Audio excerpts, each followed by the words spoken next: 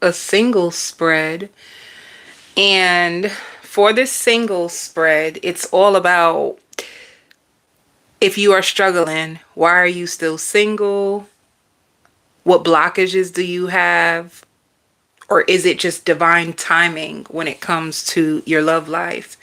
And for any of you that is dating, you're dating, and you want to know how to communicate with someone that you are dating to see where their mind is at when it comes to love, I have a dating game that has really good questions in order for you to scout who is aligned with you and who is not, who has the same values as you, who doesn't. Sometimes people struggle to communicate. You will find out a lot about your love interest through this dating game, Dare to Bear It All. You can find it in the link in the description box. It's on Amazon. It's really fun. It makes your date night really interesting, entertaining, and you will learn so much more about the person, hearing how they respond.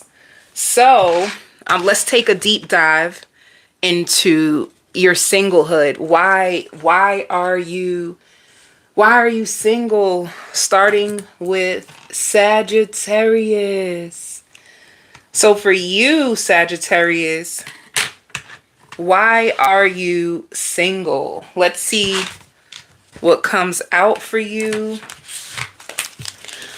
Let's see what comes out for you. Why are you single? Some of you could be single because you are still holding on to the past, or if you had a beautiful connection in the past that did not last.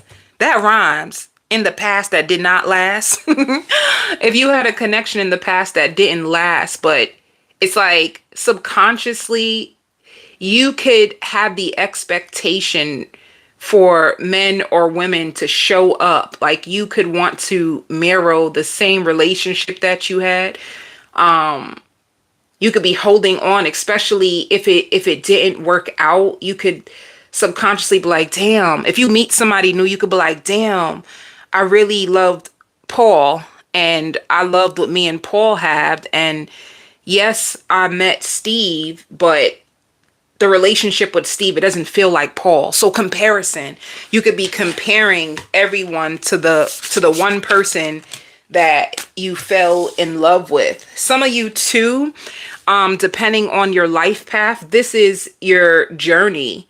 You know, like we come into this world, we all have a mission, and you may have a lot of past love encounters, soulmate relationships, and you could be clearing out like karma, hurt, pain from your past. And this is the reason why your love life is not really working out right now.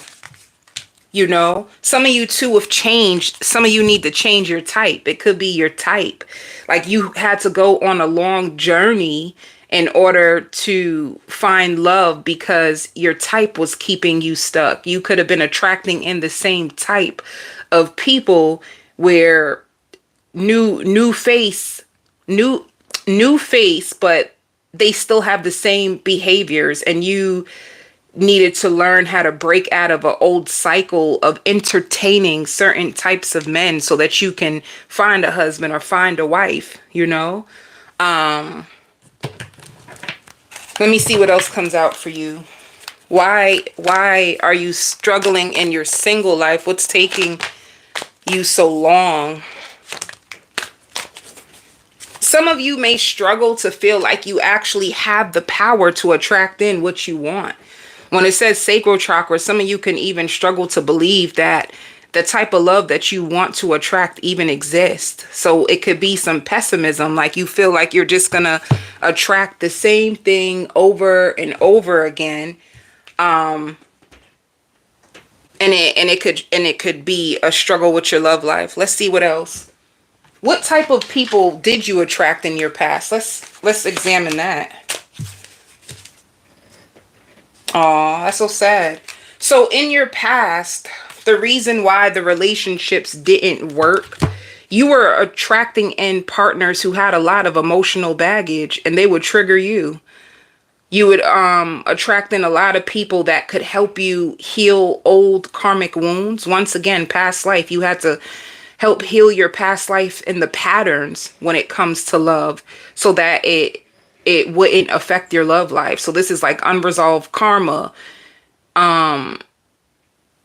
Unresolved karma that people would trigger you and show you what needs to be healed. And this is what your journey has been about. And this is why it's been so long. For some of you, not all of you.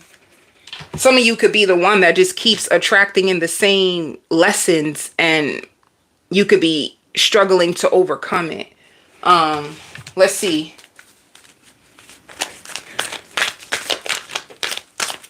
How can you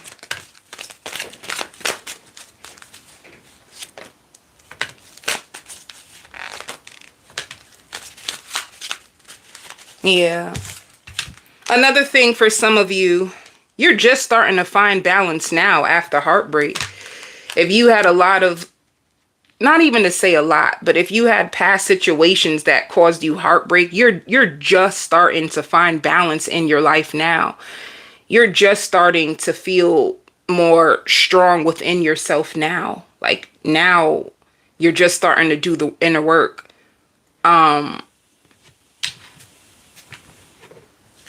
And let's see. What do you need to do in order to heal these wounds and attract the right partner? Like, what's missing? Okay.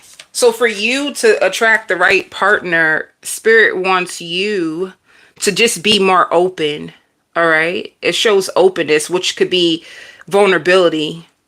Some of you can struggle to speak up about what you really want. You can go into connections and allow people to like string you along and go with the flow, and you just stand there and wait to see what they're gonna do. And while you wait, you could possibly waste your own time, and then that can cause you heartbreak, and then it throws you back off balance, and then you get stuck back in this karmic cycle. What will really help your love life move forward is if you were more open and vulnerable, speaking up about what you truly want. Don't let people decide for you what they're going to give you. You start letting people know at an earlier stage of what you're truly looking for. Don't hide from it or wait for them to decide for you that this is what I want. You know, some of you could be afraid of rejection. You're fearful of rejection, so you don't want to ask, or you don't want to rock the boat. You just go with the flow and see what happens. And then you may have all these expectations of the person, but you've never explained to them what it is that you truly want. So you will let the connection just drag on without saying, like, my intentions is that I would truly want someone who values commitment. I truly would want somebody who values honesty, commitment, and we build a connection together. Some of you may hide that and just go along with whatever the person has to offer, and this could be keeping your love life stuck. Let's see.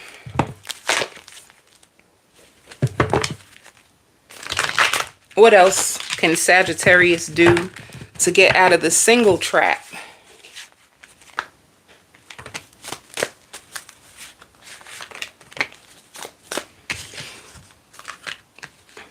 Don't give in to people that you don't trust. So some of you may see the red flags early, and a part of you like, you don't even trust the person, but you may still go along with it and give in to them in hopes that your fears are not true. And the truth is your fears are true. It's just like, trust your intuition more. If you feel like somebody is showing up and they're one-sided, or if you feel like they're inconsistent, they have inconsistent behavior. They say they're going to do one thing and then they end up doing the complete opposite. Spirit is saying to trust, like, trust the fact that the red flags that you feel, and when you're in your mind and people may try to accuse you, people are going to accuse you, Sagittarius, and tell you that, oh, you just overanalyze. Oh, that's not what really happened. Spirit, like, don't let them play with you like that. You know that you can't trust that person. You know that that person is one-sided. You know that you see all the red flags. That's one thing. That's one strength Spirit is saying about you, that you hold, Sagittarius. You see the red flags, but it's almost like you know you can't trust the person, but you still give into it, and then you may end up getting hurt. And if you can avoid that, if you can avoid that trap, that you will find yourself in a healthier, safer commitment faster. All right. You even have people that study you. So the good news is people are really interested in you, but when they may feel like you don't even ask for your needs to be met, or you don't ask for much, then they might start like breadcrumbing you. You're not really being open and vulnerable about your needs. So they may just start to breadcrumb you, because you may say, oh, I don't even ask for that much. And that is, Spirit is like, well, that's the problem.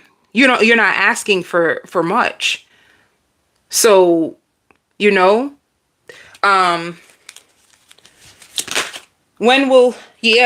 this is all about your biggest blockage when it comes to love, Sagittarius, is just about communicating clearly. Communicate clearly about your needs. Don't be afraid. Some of you are really afraid of communicating your needs. Some of you are in a place in your life where you're just starting to understand what it is that you actually need in love. You could have been so heartbroken that you could have been stuck on all the things that a man or a woman don't do right, and you weren't putting any emphasis on, well, what it is, what do you want? So the universe needs you to communicate to people more clearly about your needs and what are you really truly looking for. Don't hide that. And then how long?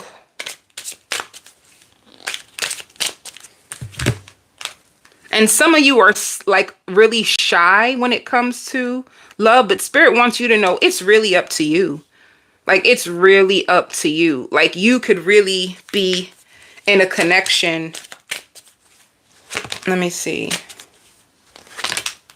Yeah, Spirit says you can really be in a connection right now if you took more action. If you took more action in your love life, some of you are just improving your health. And you can be, some of you can right now, some of you Sagittarius right now could be in a place where you are understanding more about love through heartbreak. So that was your voyage. Understanding what's healthy, what's not. You could have had a lot of inner work to do because the environment that you were raised in didn't really present love in a healthy way. Some of you could have fell into the same patterns of your mother and then realized like, oh my goodness, this is not healthy. So yours could be taking long because there's a lot that you're learning now that you had no clue of before, and you're learning through your errors in the past. So some of you are really big into, because some of you could be listening to books on Audible. Some of you could be like listening to podcasts, or some of you are really going hard, like improving your health, improving your confidence, improving how you see love. But the biggest thing is, do not be afraid to get information. You need to ask more questions about what is a man looking for? Like, this is what I want.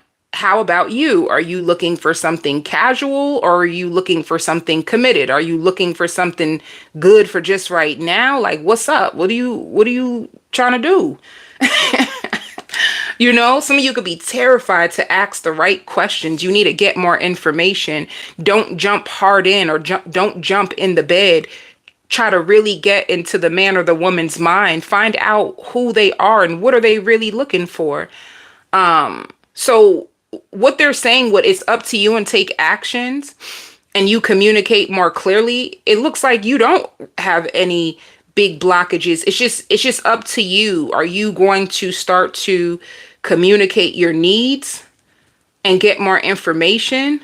Because if you do, there are people out there who will meet you exactly where you are. So this is good. This is really good, Sagittarius. It's not like no big block, like, oh my God, I hate all women, I hate all men. We all know people like that. You ain't even saying that. You're just saying like, I was hurt before, And I don't always listen to my intuition, and I don't always communicate clearly about my needs. I don't, you know? So if you heal that part of you, you can have a lover now. Let's see. Yeah. Spirit says no need for you to worry. If you're worried about your love life, don't worry about it, because you are recovering. You are healing. You really are. You know, through these people that you have met, these soulmates, they're triggering you, and you really are using those triggers to like heal yourself and work through it. So Spirit is telling you no need to worry. You're in recovery, and it's gonna happen, and it's gonna be up to you. Yeah, at the perfect timing. So yours is all about timing. Yes, you will get love. Yes, you're meant for love. Yes, you're meant for marriage. The answer is yes, yes, yes. It's just perfect timing. Spirit is healing you. So don't give up. If some of you on the verge of like, oh, I'm about to stop dating, I'm about to close my dating app, I want to give up, I feel like a failure in love, Spirit is saying don't give up.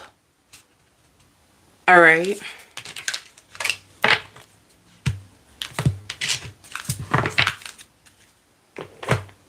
And be careful of going back to the same people in the past that will keep doing the same thing. That's what Spirit is saying too. Like if a person was breadcrumbing you and being one-sided with you in the past, don't, and you know deep in your heart you don't trust them, don't put yourself back into that cycle, because they're trying to clear it out for you. So let me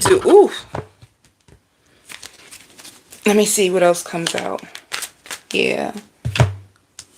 Pay attention to the men or women who actually make the effort. Once again, this goes into red flags. Are they making the effort? Are they being consistent? Do they seem like they really want to know about you? Are they rushing just to get into the bed? Like, who's making the effort to invest in you, to add value to you, to support you? Who really is looking for what you're looking for? Spirit says pay attention to the ones that make effort, that check up on you, who are being consistent, who are emotionally available.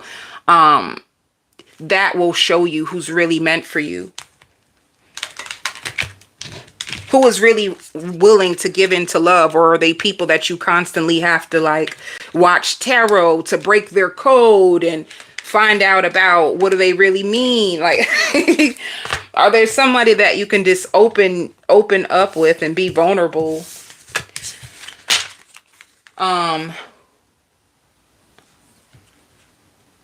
Yeah. So yeah, a lot of you Sagittarius has had a lot of like past life karma that you had to heal, and that's why your journey was a little bit more tougher, a little bit more longer. Let's see one more card for you. It says make a wish. It's a magical moment. That's why they said it's up to you. You can manifest this love that you want, Sagittarius. And some of you need to have more fun. Some of you are so scared. You can go on. That's another thing. Some of you in your dating life, you can come off like they just want you to be more lighthearted, have more fun. And you do have a big change that is coming in your love life. So it looks like your spirit guides already got you, boo. They're taking care of you. And what is one advice that can help Sagittarius in their love life? Spirit doesn't want you to play small to make anybody comfortable. They want you to be powerful. This is the way that you will really be authentic, be powerful, be confident, be bold. This is the way that you will really meet your match even faster.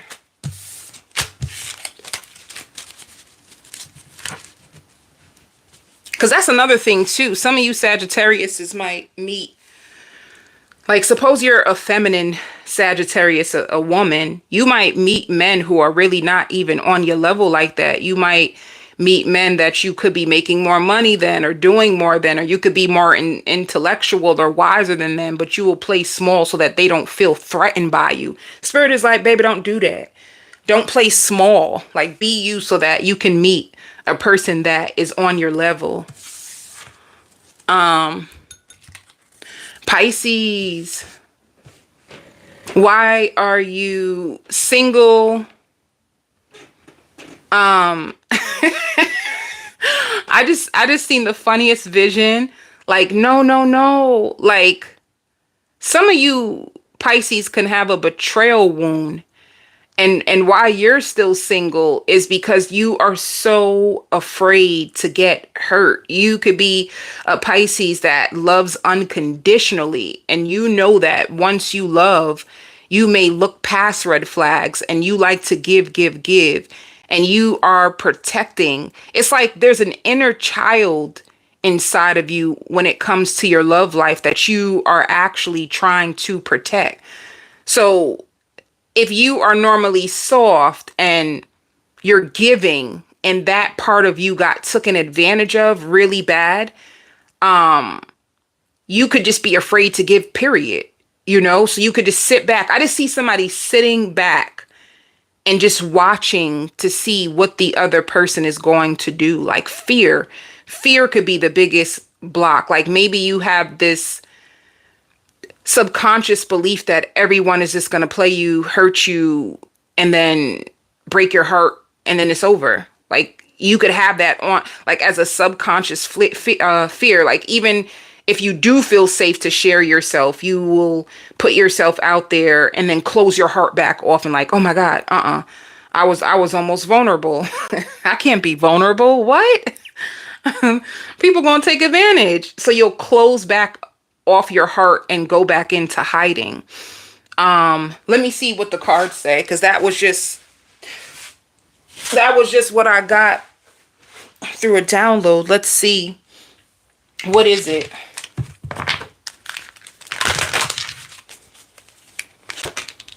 Yeah. Some of you, yeah, healing family issues. That's another thing with your parents. Some of you may have mother issues and father issues, and it could be affecting your love life. So for instance,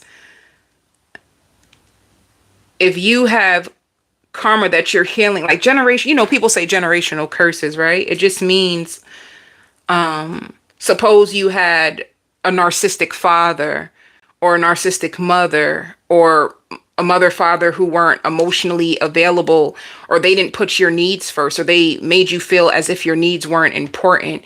You could have picked up, like, you have to earn somebody's love. So you always have to be the one to help, to do this, do that in order to gain the approval. Like you could have went through that with your family. So you could have attracted partners that was mirroring to you the same thing, but just for you to heal it. Your love life is, if your parents hurt you, you need to forgive your parents. It says your love life benefits as you forgive your parents.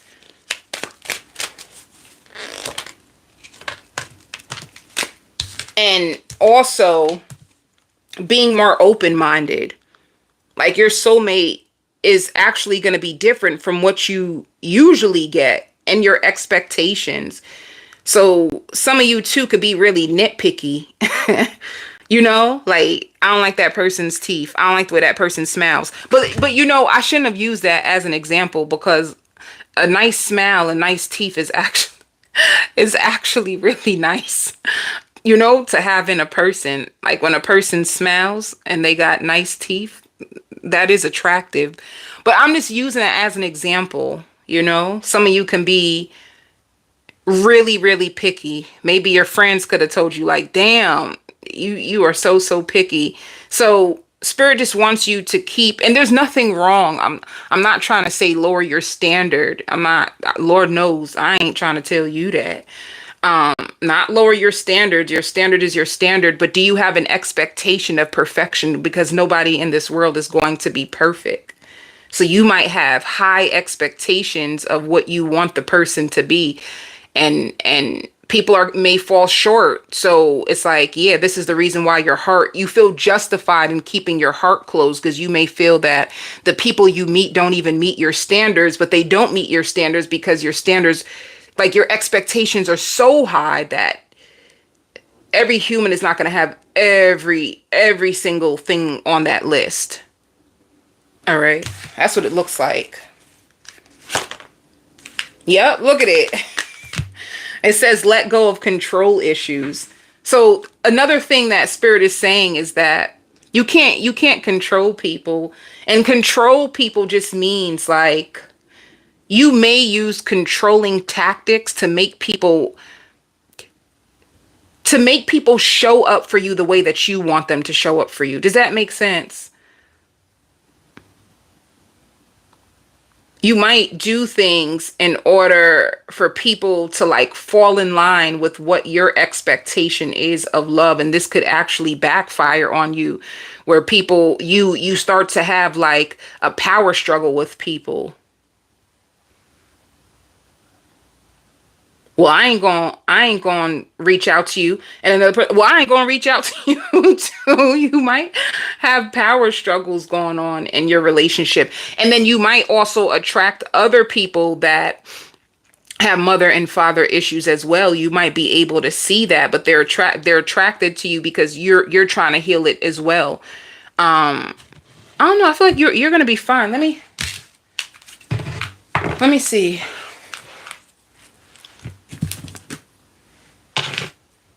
I think the biggest thing that stands out to me with this sign right here is a betrayal wound. So if you felt as if your mother, your father didn't protect you, they didn't love you the way that they should, they could have let you down. You could have been let down by love a long time ago, a long time ago. And then the first person you could have ever fell in love with all your soul, could have did the same exact thing that your mother and father did. And the truth is, you don't really even trust people like that. And you build walls around your heart to keep you safe.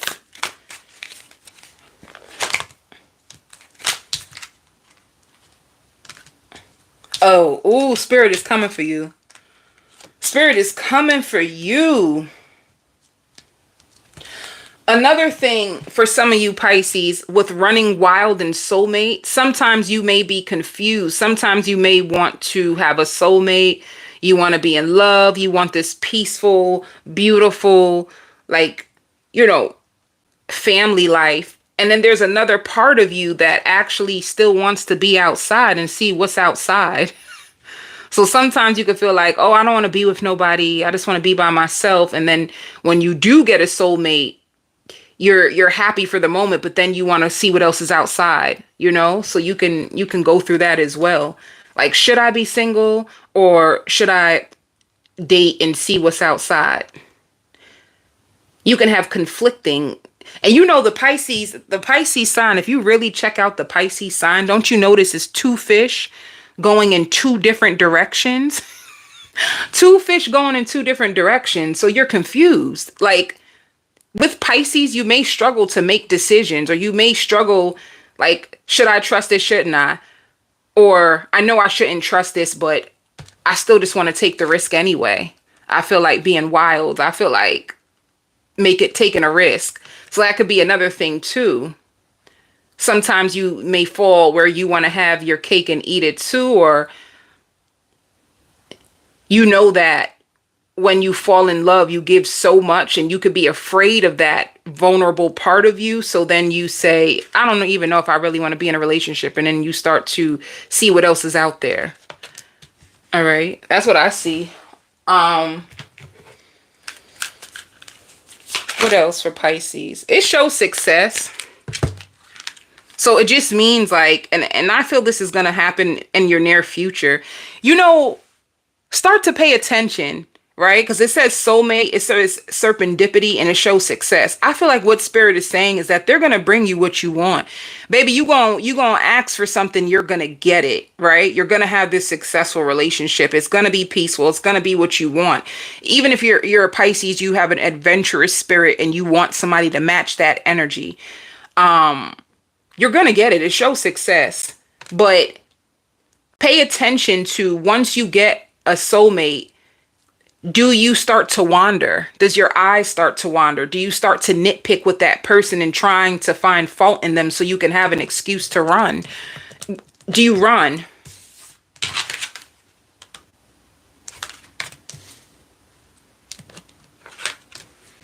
So this is pretty straightforward. Yeah.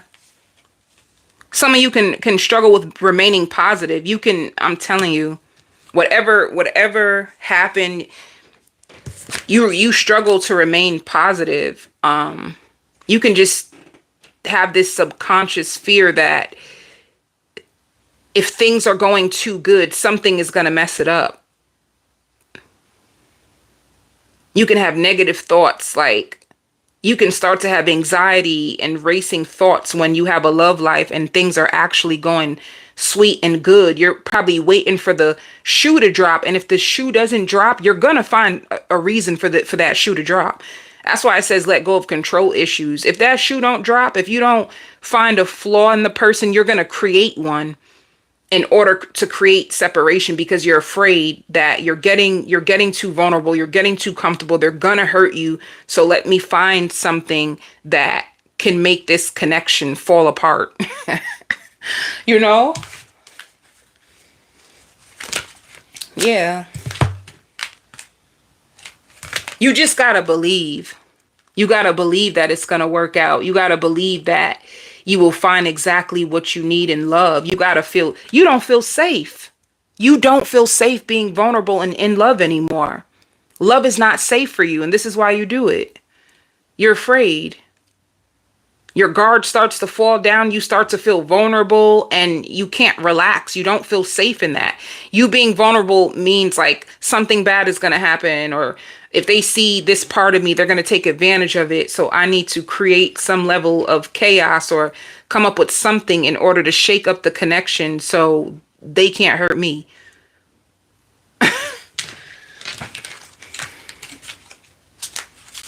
But for you, it just says it's going to be a success, and you just need to remain positive in order to keep the connection going, right? Because some of you Pisces too can have a lot of short, what is that word? Short-lived, whirlwind romances, short-lived connections. And you want it to go further. And if it can go further if you communicate your fears to the person, but then that takes vulnerability. It takes vulnerability to communicate your fears. If you communicate your fears to that person and try your best to remain positive that what Sandy did to you, Sandy and them, because you know Sandy be doing all kinds of stuff, that the next person is not going to do the same thing to you. So it says communicate more clearly about your fears, your concerns, and they want you to believe that you are deserving of good love, and not everybody coming to you is trying to hurt you. Everybody ain't out to get you. Is that what you thinking? Everybody out to get you? Because they're not. That's why you got to remain positive. You're gonna have a successful relationship. Oh,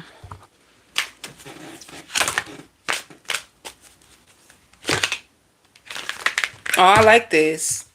And it says blessed changes. I knew it. You're gonna have a successful relationship. That's gonna, there's a major change in your relationship status, and it could be somebody who you were just friends with, which is good. Like another thing too, building a friendship. That's what it looks like. It looks like there's gonna be a change in a connection. You guys were friends and you could have been leaning on each other and stuff, and then it turns out to more. So and it shows playful. You're going to need a playful partner. I already know that. I feel like Pisces have playful spirits. Like there's like an inner child in a Pisces. You can't be with nobody who's too serious. I already know that. So that's what I see for you. There is no blockages, and the soulmate that you're fated to meet is coming, but you just need to keep these things in mind. I hear again, like you suppress all your emotions. Like you try to suppress all your emotions. You don't want your emotions to come up.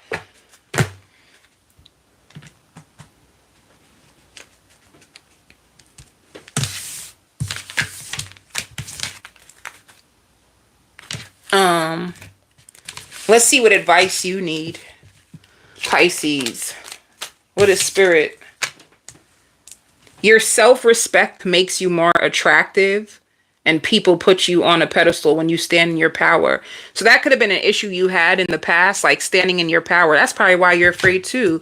When you become too attached, attachment will have you feeling like you're desperate and out of control. Attachment can hurt you, but if you stand in your power, even when you fall in love, if you don't lose yourself, right? A lot of people lose themselves in love. If you stand in your power in love, you can love somebody and still stand in your power, and still respect yourself, not having to change yourself or changing your standards or your values just to make somebody else feel comfortable. If like respect yourself, make people respect your time, have your boundaries. Don't rearrange your boundaries to accommodate people just because you like them. You know what I'm saying? You damn well know you was going off and saying I would never take this level of disrespect. But then you meet James, and because James is so damn good looking, you start to readjust your boundaries or what you really want because you really like James. Do not do that. Your self-respect will make you more attractive. Stand in your power. Don't fold, y'all. Let me see if, oh, I stopped. I don't care. I'll do that later. Aries. Ooh, Aries, I already see what you do. Why are you single? So what spirit is showing me, which is really good, like what you don't even realize that I realize, but you don't see it, but I see it. You're a really big manifester. You the type. I'm gonna tell you the type of person you are. You're the type that can sit in your room and fantasize about love and write everything and look at an image of love of what you want, write down all the characteristics that you want in a partner, and the person will come to you. Like you can meet your dream man, dream woman pretty fast. However, let me see. However,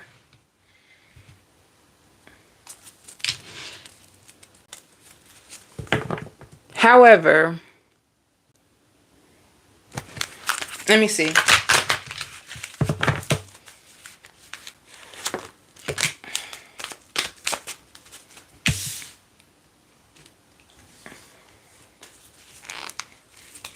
You know what it's like you daydream about love more so than putting forth the effort.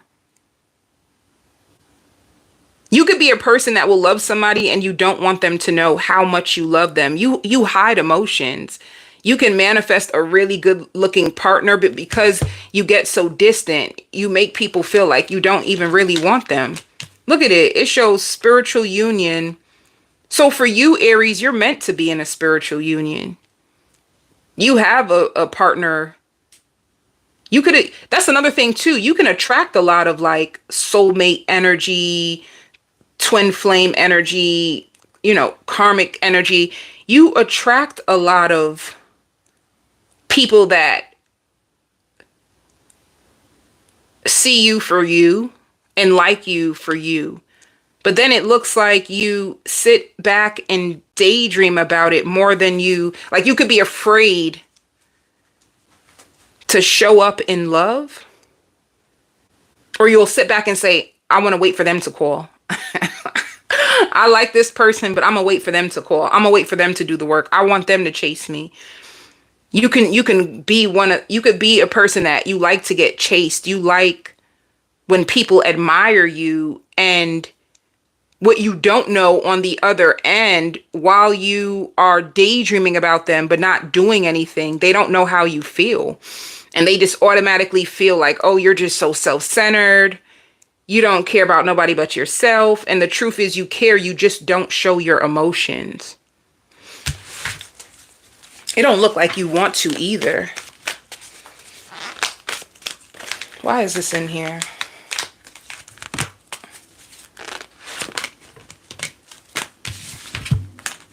Oh, I get it. You're afraid that love will throw you off, whether you know it or not. It shows balanced. You get mentally conflicted about people. Like you're excited about people, but then you shut off to people because you're afraid that they will throw you off balance. You could have been in relationships that were really toxic and had highs and lows, and these highs and lows can, like, Jesus Christ. I feel like every single human on this planet been in a toxic relationship, because that's just what be happening sometimes. Every person on this planet experienced a toxic relationship, so you know how it gives you the highs and lows. And I feel like for you, Aries, especially if you're older, emotional turbulence and highs and lows is way too expensive. It's too expensive for you. You can't afford it. You cannot afford it, because being balanced is really important to you. And having your way is important to you as well, Aries. I don't know if you would like to admit it, but you do like to have your way. You're not for it. Like, you will shut down if a person doesn't give you your way. You don't like rejection at all. And you like to have your way. So you will think about a person all the time. You will daydream about them. You even give me the vibe that you can sit down and look at a picture of a person and you're waiting for them to reach out. And you're purposely looking at a picture of them so that they can come towards you, because you refuse to come towards them. And then if they don't come towards you, then you can feel like angry, you know? That's why that gave me the vibes. And this ain't gonna be for everybody, so please don't come for me. But this is what the vibes is given. It's like, I want my way. Before I pick up my phone and reach out to you and let you know that I'm actually obsessed with you, I'd rather think about you so much that I cause you to reach out to me instead. So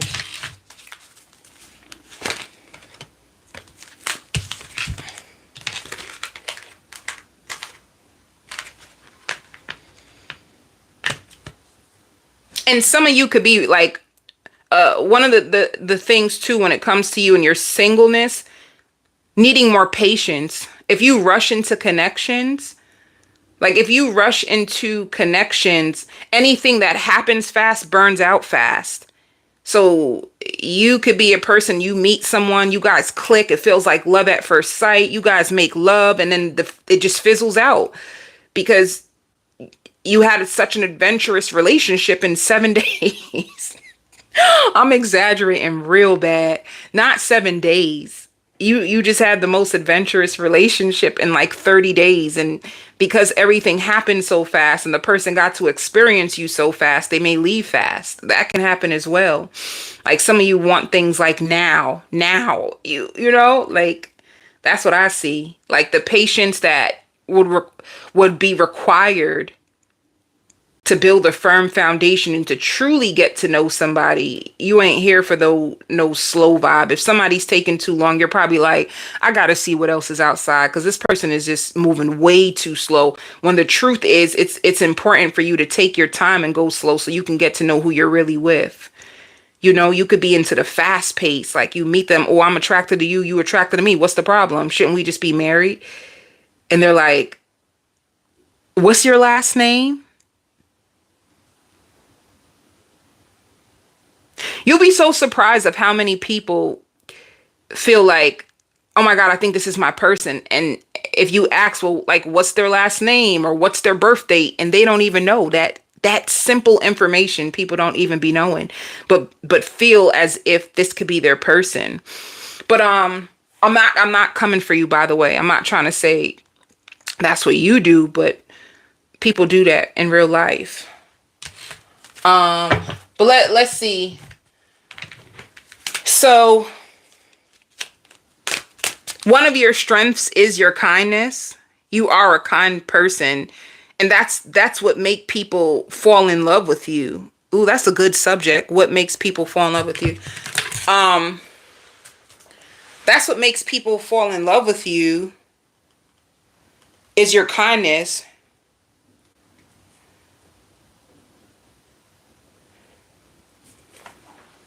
Your kindness and your mannerisms is what stands out to people, Aries. So that's why you know what vibe you give me too? You can catch a fish without a hook, honey. Like you got it. You got that power. You have attracting power. You can attract things to you. But to keep it could be a struggle if it burns out fast or if you hold back because you want them to do the work and they get discouraged and end up giving up. So let's see. Let's see what else. What's blocking your love life?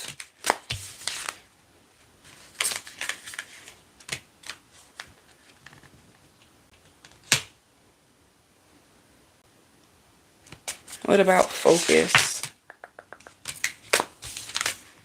Some of you too, what could be blocking your love life, singles, is that if somebody hurt you, you didn't forgive them. Like the memories of somebody hurting you could be in your head and you didn't forgive them. So you're not really, you like attention, but because of the era of somebody in the past, you're not trying to allow somebody to get that close to your heart. So you're more focused on money. Like your focus can be more on money and what you want than it could be about another person. And it makes them feel like you don't really want them. Like you're really good at hiding how you feel. Like you're too good. You're so good that people just don't think that you really feeling them for real. So let me see.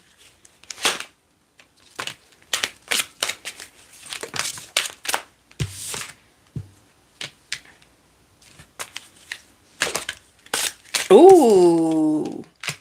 Damn, this is good, Aries. This is good. This is good. You're attracting in a brand new soulmate in the near future. Like whatever you have in front of you right now, baby, that you know, if you guys are going through like a tick for tack phase, you have a brand new, intuitively, you may even feel this as well. Intuitively, you may feel this, that in the near future, you have something that is going to be so much better. It says there's something better. So your single days is coming to an end soon. You're about to attract in something way better in the near future. And intuitively, you can know that. The only thing when this love comes, you're just going to need to take action so that the person can know that you're into them too. You're really good at hiding how you feel. That's what I'm saying. You probably attract a lot of people. A lot of people find you attractive. It just seems like you have an attractive spirit or an attractive energy. So as soon as you go out with your girls or your guys and you start to like hang out or travel, people find you. People find you.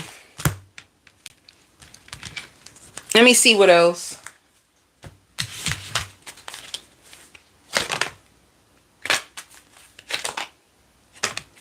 It's blessed changes for a lot of people. Wow. So what Spirit is just saying would simplify your life. Make room for new love. If you really want new love, make room in your life for new love and keep things simple. Keep things simple. Make room in your life for new love, because it showed for you in the near future. You have a big blessed change. Like someone better is about to enter into your life. So this is positive, Aries. And let's do one advice card for you.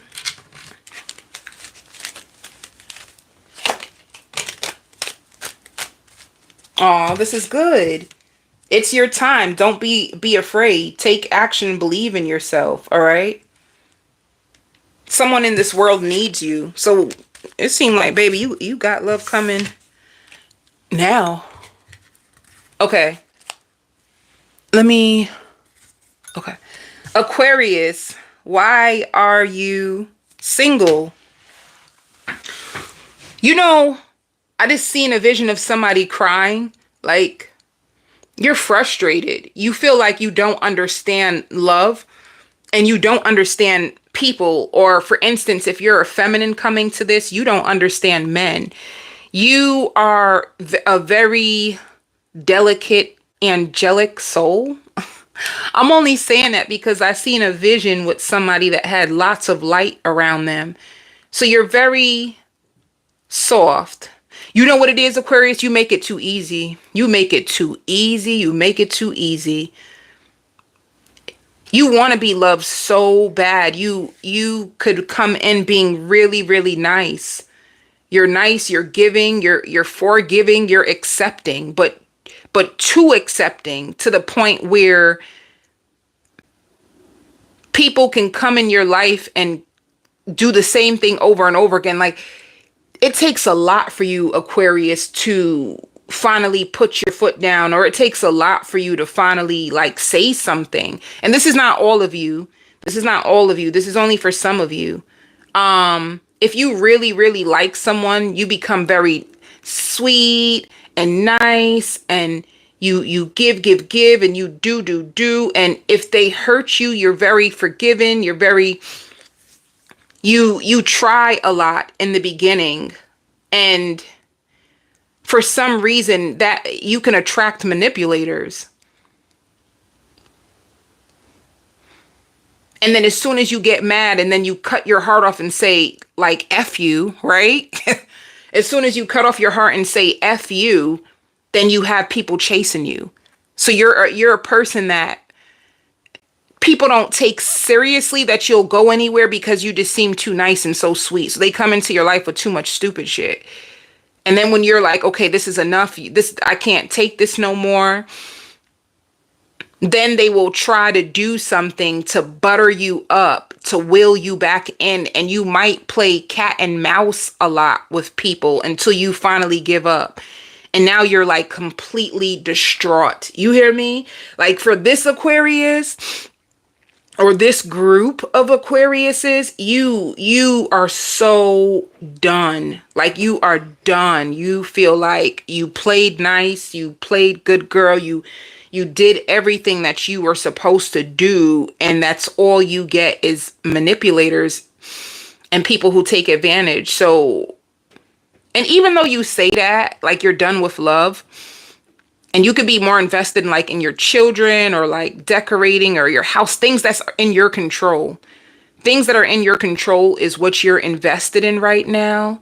But in your heart, you still yearn for that special someone who will come into your life and offer something that will stay, that will stick, that will grow, that will last, that will laugh with you. That's like a deep part in your heart that you're still waiting for that special someone. So let's go. Let's see what the cards say.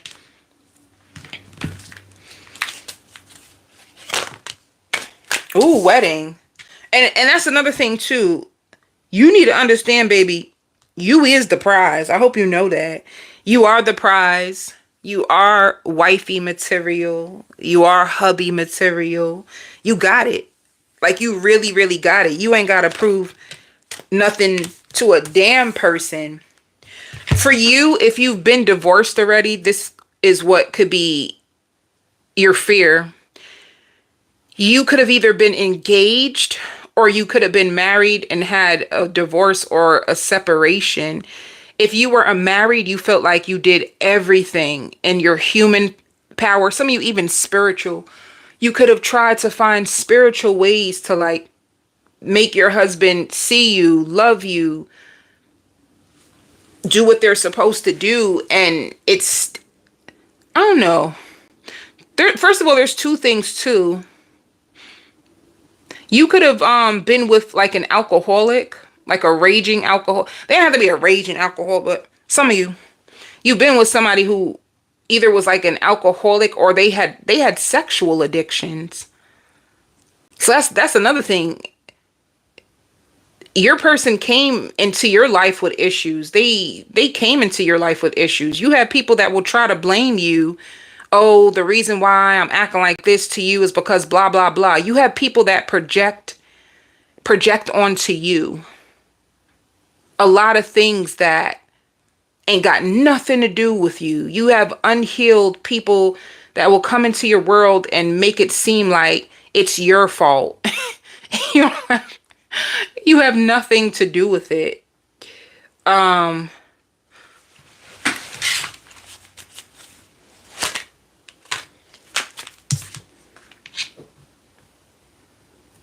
I just feel like you could be so hurt that you don't expect anything from people anymore.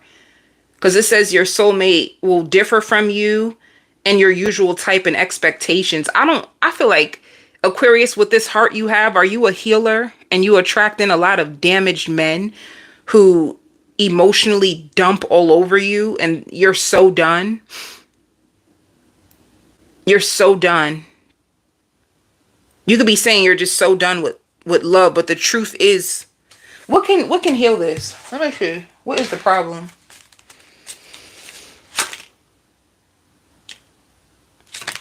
Okay.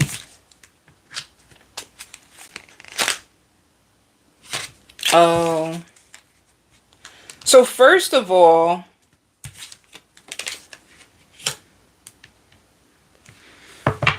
if you're an empath, your issue was you seeing people but feeling as if you can change them. This is why you poured so much love. If I'm loving to them, if I'm kind to them, I can heal them.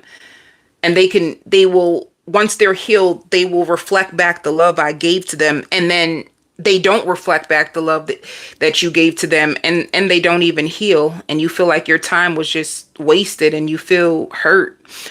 So Spirit says, if you can just accept people, accept their patterns, accept them, accept their patterns, and let them go, you will be attracting in a new soulmate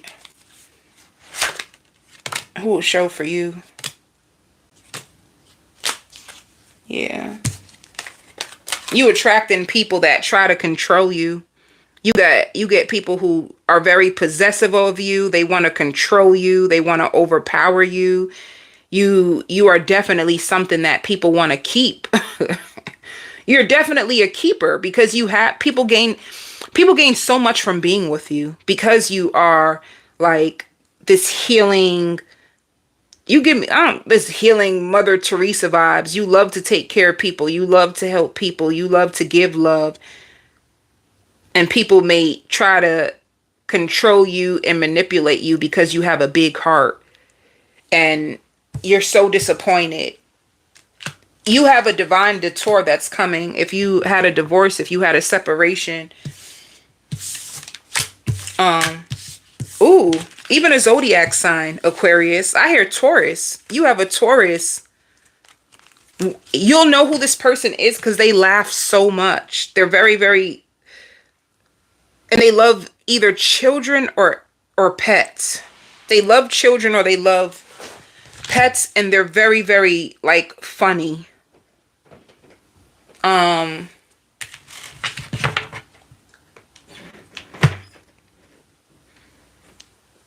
Let me see what else comes out.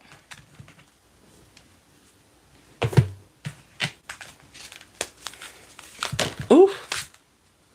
Yeah. You know, Aquarius, if you make peace and accept what you've been through, it will bring you so much more healing. And you're going to find someone out of nowhere. You're going to find someone out of nowhere that is going to be on the same exact journey as you. This is when you're going to find the person. This is the timing. If you accept people, you know, like some people really struggle to accept. You can even be in separation wondering, with this separation, will they finally wake up? You can't change that person. If you can accept the fact that you can't change the alcoholic or the sex addict, and you just accept it and you just liberate yourself from it, and find yourself in a place of peace, you're going to meet someone on the same exact journey as you. And I just seen a vision of a pilot. They could be a pilot or they can like to fly a lot. All right. Let me see more.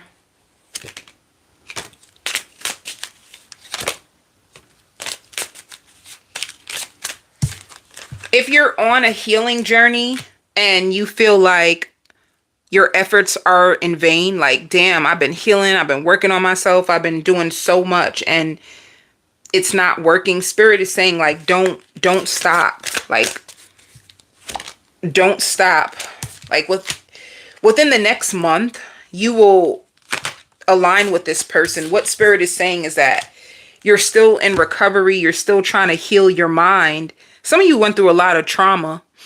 You went through a lot of trauma, and you could have a lot of emotional pain inside of your body, that if you were to go out there and meet somebody right this second, that you would probably meet the same type of person. But if you just wait and allow yourself to like recover, feel the pain, and just accept it, you have somebody within the next month or so that is going to be on the same exact journey as you. Spirit also says, but when you get this person, don't tell nobody, because that's another thing too. Don't put people in your business. That can really change things. So you don't need to worry. Will you ever find love? Will you spend the rest of your life alone? These can be some real deep worries that you have. I don't think you would ever want to be alone, Aquarius. I think that you love people. You love to love. You just give me this very nurturing energy when it comes to loving others or helping others. It's something that you literally love doing. Like, you give me like you would be a perfect best friend. If a best friend was to like go through something, you would want to be there and help them through it. So I hope you know it's not you. Let me see what else.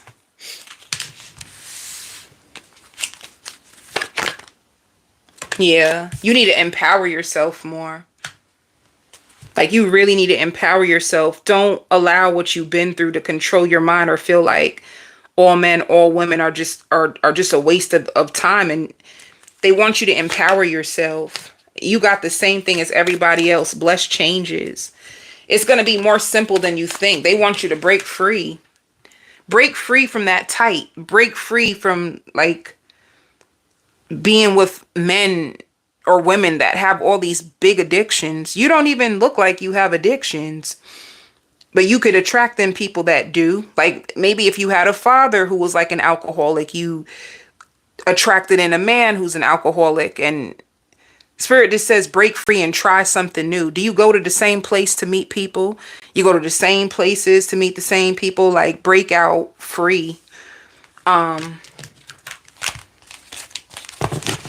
And let go and understand that these people came to you wounded. It was never even about you. It was never even about you for real. But you can learn from it. Let's see. What is your empowering message? See?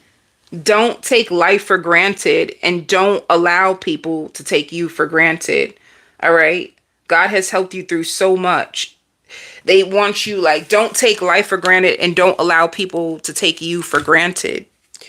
I think that's the issue.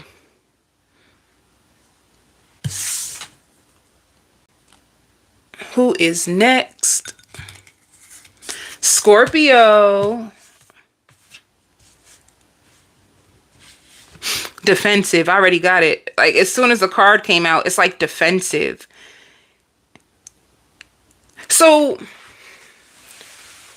one thing for you, if you're a single Scorpio, you still have so much pain inside of you. I don't like the way that this, you have a fresh wound. You have an open wound right this second. An open wound right now, Scorpio. I'm talking about you bleeding right this second. Right this second, you're bleeding. Now, with you and your singleness, Spirit is trying to get your attention. They're trying to get through to you. Some of you, be careful of trying to numb down your emotions with alcohol. Be careful of trying to numb down your emotions with partying or escapism. Escapism is preventing you from healing, and you don't want to feel, and you have to feel to heal.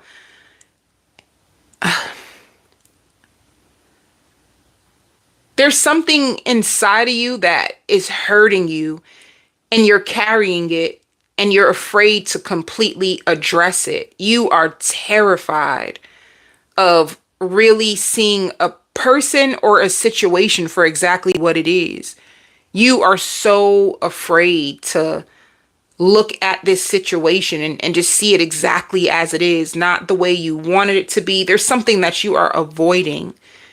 You're avoiding. So if you are, and this is not for every Scorpio, by the way, and I will try to pick up another story, but this story is prominent.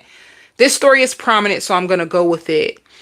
With you, you could have been using excuses for someone. This gives me a story of like everybody can see through that person except for you. So there's something that you, or if you were with this person in the past and you could have brought them, you know, I see a vision of somebody bringing a person around or bringing a person up and everybody looking like, nah, hell nah. Like, you could have invested. That's why you invested a lot of time into some of you, like even just like a sneaky link. It could have been a sneaky link went wrong. Like you could have opened your heart. You invested and poured so much into someone. Like as soon as you got vulnerable, as soon as you thought you were safe with this person, they could have just dropped you. They didn't value you. They made you feel like you were just an option and that you were not enough. And this, I'm talking about, Scorpio, whoo, baby. They didn't value you. You thought that this person loved you the way that you loved them. This person made you straight feel like you were straight Delulu. They really did. They made you feel like you were Delulu. Like, wait, so you mean to tell me they could have even came for you, baby? Because you could have even said like, so wait, you mean to tell me that I'm just in this all by myself? Like I'm just in this all by myself. All this time I thought that we had something special, and you mean to tell me that that's all you see for us is just this bed? That's all you see. That's all you see. Like you internalize this so bad and it has paralyzed you with fear. It has consumed you and you're trying your best not to even look at it, think about it, but you may even occasionally talk to this person and say, "Oh, what's up?" or you know, you may even occasionally speak to this person but you're burying pain, Scorpio. You are burying some deep, deep pain. Like somebody really tried to waste your time on some other level. Some person was going through a breakup with their ex and they needed you to lean on so that they can get over what they were going through in their life. And they were bonding with you and having deep, intimate moments with you. And you started to get used to them. They could have been even sleeping at your house or, oh, can I come over? Can we just watch a show? Like this person was an escapist and they could have used you to escape whatever they were going through. And you can't believe that that's all this person seen in you was just an escape. And you're so now if you're stuck, it's because you're terrified. Is this how men see me? You don't know how men see you. You don't really know how the whatever gender you're into. Because that is so frustrating. You know, by the way, for anybody who's into the Lord, I should stop LGBTQ, the LGBTQ community. You know, it's so hard to do tarot and to tell, like, you want to include everybody, because I know for a fact on my channel, like everybody comes to my channel, you know. I know I have clients that are attracted to same sex, and I feel bad. Sometimes I feel like I'm excluding them, but because you have a story, your spirit guides is giving you visions, and there's a story that they're showing you, and to convey it, I always just convey it, and like I always try to say like he, she, but that's my way of trying for the person who's listening to this reading to understand and catch it. So just know everybody's included. Put the gender wherever it is, because it's so hard to like try to tailor it to every single community, whether you're same-sex attracted or whether you, it's so hard. But anyway, let me just keep going. Because first, I don't know why. If I said that, then that can be, there's a Scorpio who's cross-watching and they could be a part of the community. But I'm speaking to you too is all I'm just trying to tell you. I'm speaking to you too. So just put the gender where it is, because I know I use like Thomas, and then sometimes I'll say names like Melissa. So, like whatever. But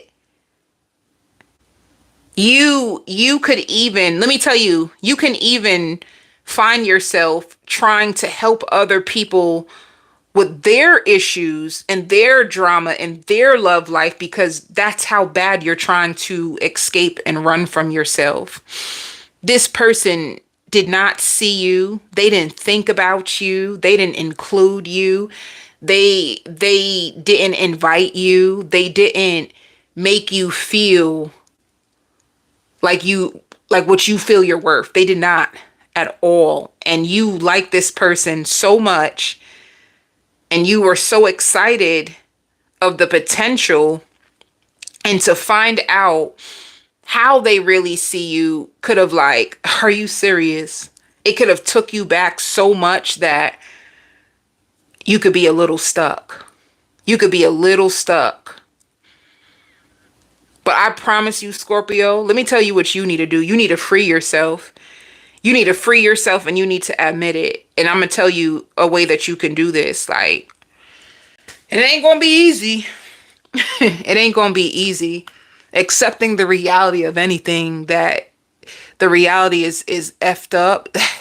That joint don't never feel good. It's going to be uncomfortable. But so whoever hurt you, if you just journal it, just be honest. Like, damn, Thomas hurted me. Good Lord, Thomas done hurt me.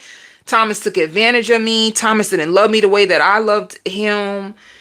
If you just if you just admit it and just have your breakdown, you would feel so relieved. But don't run from yourself. And don't try to escape it.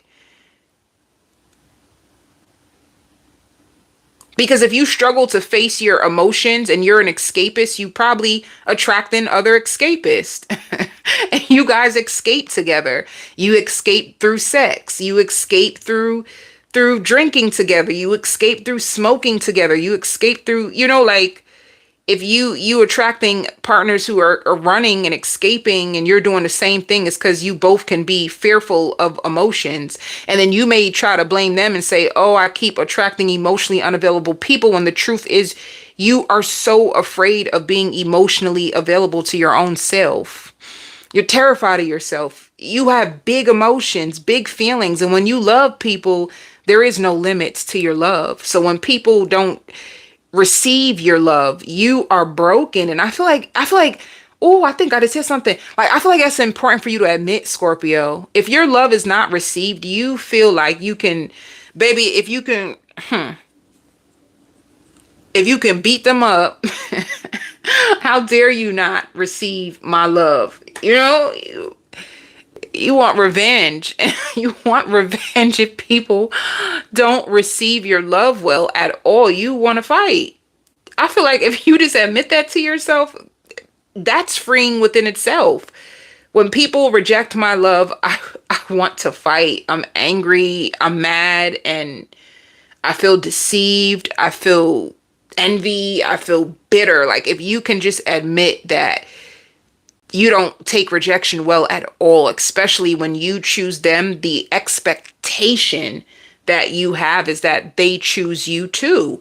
And if they do not see the greatness in you, because you are great, some of you could have even cooked for the person. I see you cooking. Like, when you love somebody, there's no limit. So you sacrifice when you love somebody, even if there's no title. If there's no title, you will still treat them as if they're your boyfriend, your girlfriend. You perform wife duties to people who haven't even committed to you. And this is not all of you, but this is some of you. Like, you really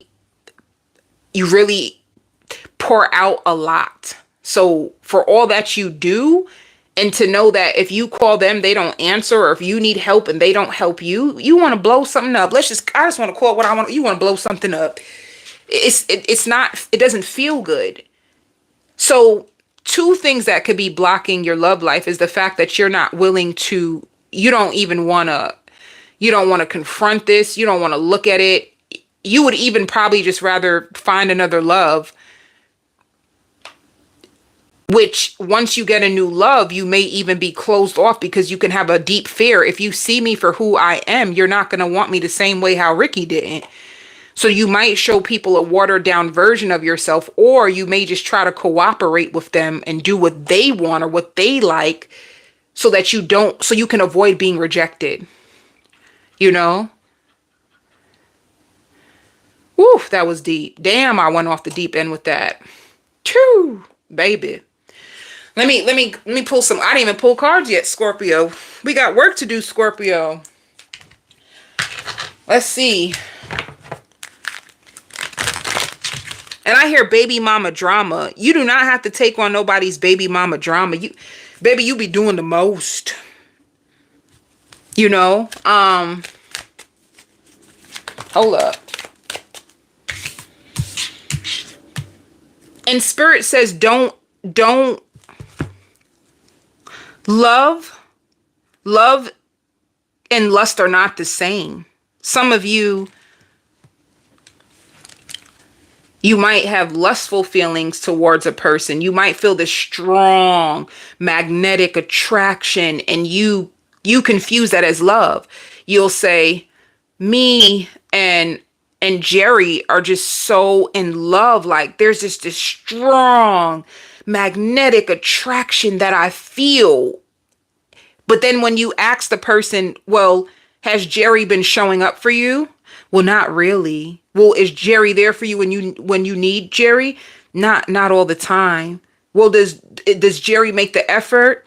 Well, Jerry's inconsistent. You know what I'm saying? Like, be careful of mistaking feelings, like these strong magnetic feelings, which could be lust, or you find them, they look good, and you mistaken that for love, but the actions don't add up to love, because love is sacrifice.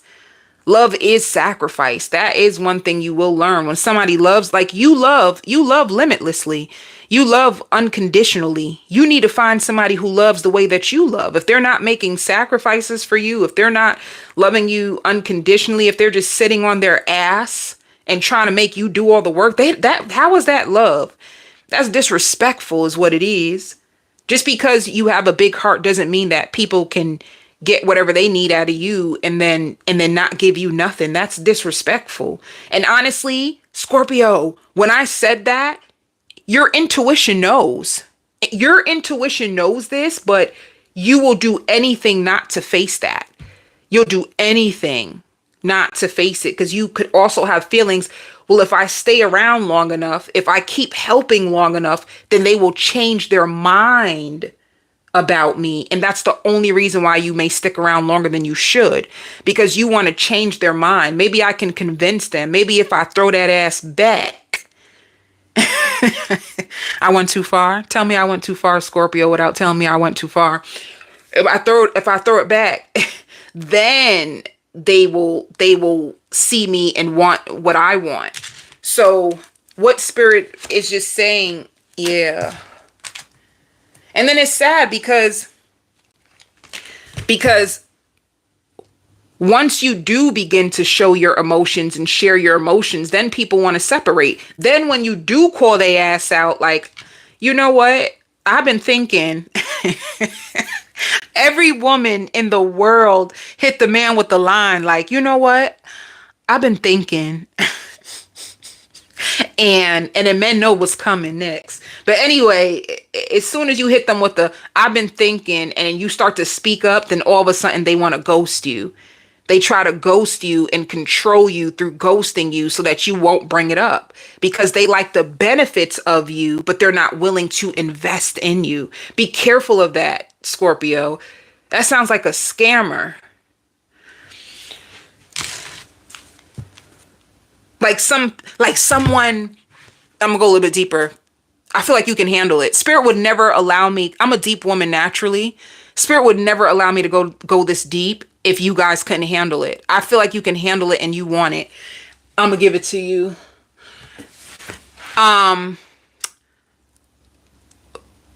Ooh, I lost it. I did all that and then lost it. I had another download and I lost it.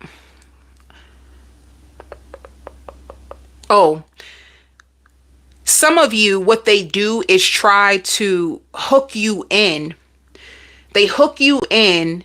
They love the benefits of you. You are so nurturing. And then you may have high standards, right? Or you bring your standards, but they will play games with you to see how can I make you settle? How can I make you settle so that I can keep you right here, right here? So that they'll pull you away, make you second guess. They'll pull away from you, make you second guess everything. Like, oh, maybe I shouldn't have said that. Oh, maybe I should have never asked that. That was rude of me. Baby, they do a good job at guilt tripping you for wanting what you want. Scorpio, don't let them do it. Let this battle end today. Baby, baby, baby, baby, baby, baby. Not today. They will guilt trip you, silent treatment you in order for you to bring down your standard so that you can meet them down where they are. Meanwhile, the whole time you are trying to bring them up to you. And then you love them so much that you may get comfortable with the bare minimum. You may get so comfortable with the bare minimum because every time you speak up or ask for more, they make you feel like you're asking for too much and that you're wrong. So then you fall into that trap because you like them so much. Be careful. Be careful. Yeah, not today. Amen. Hallelujah. Please, they made me go deep with y'all, Scorpio. You know what it is? Because you must carry deep emotions. You carry deep emotions that people don't understand. A lot of people may not understand you or understand the way you see things. It's because you see it deeper. You see things, but sometimes when it hurts, you try to avoid it. It came out again. Passion. You know you guys are the freakiest. I'm like, Spirit, stop me. Y'all know y'all the freakiest, right?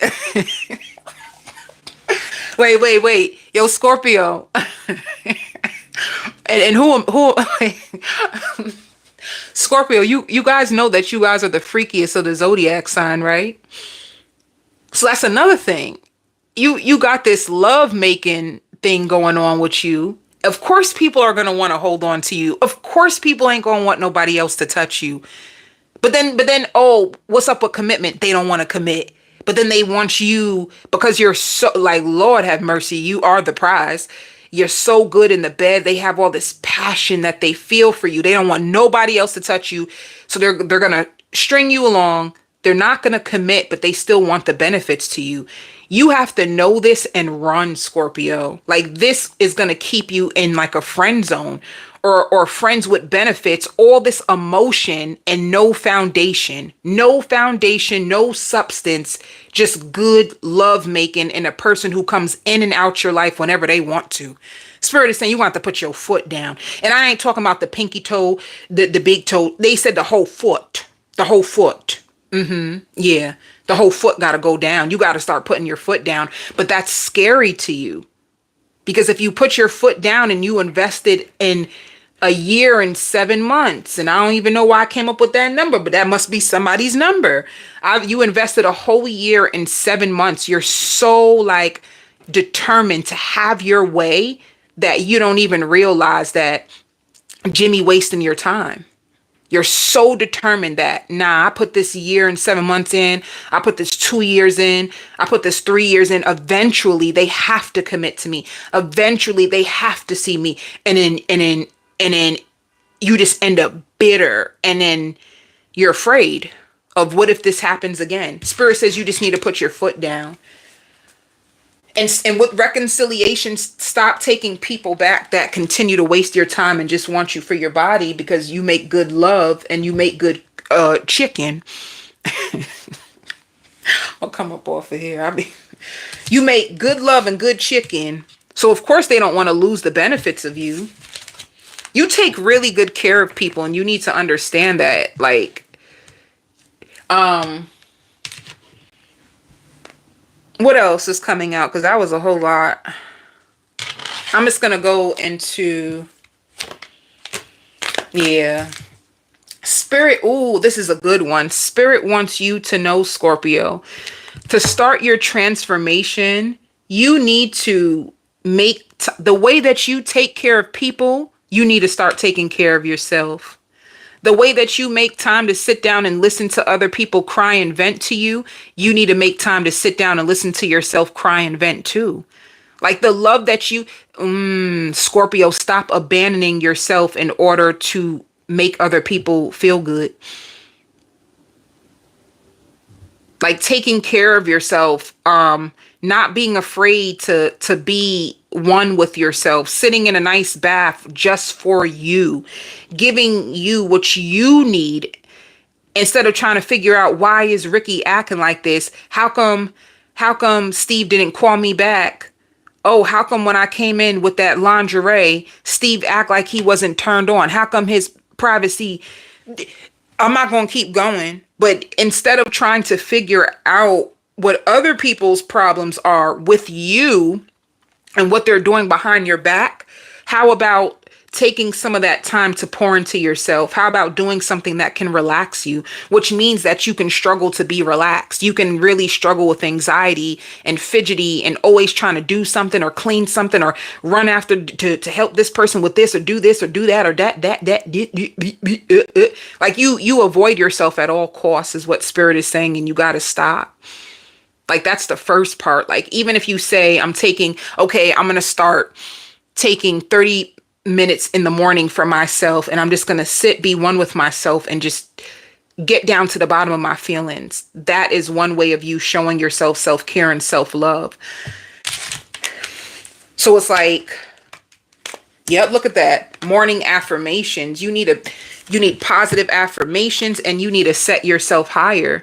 Like Spirit is saying, like you're settling. They want you to increase your standards and expect more for yourself. Stop settling and going down to help other people and them keeping you down so that you won't even realize your worth. Some people don't even want you to realize your worth, because if you realize your worth, you're not going to even want them. They're afraid. Scorpio, they terrified.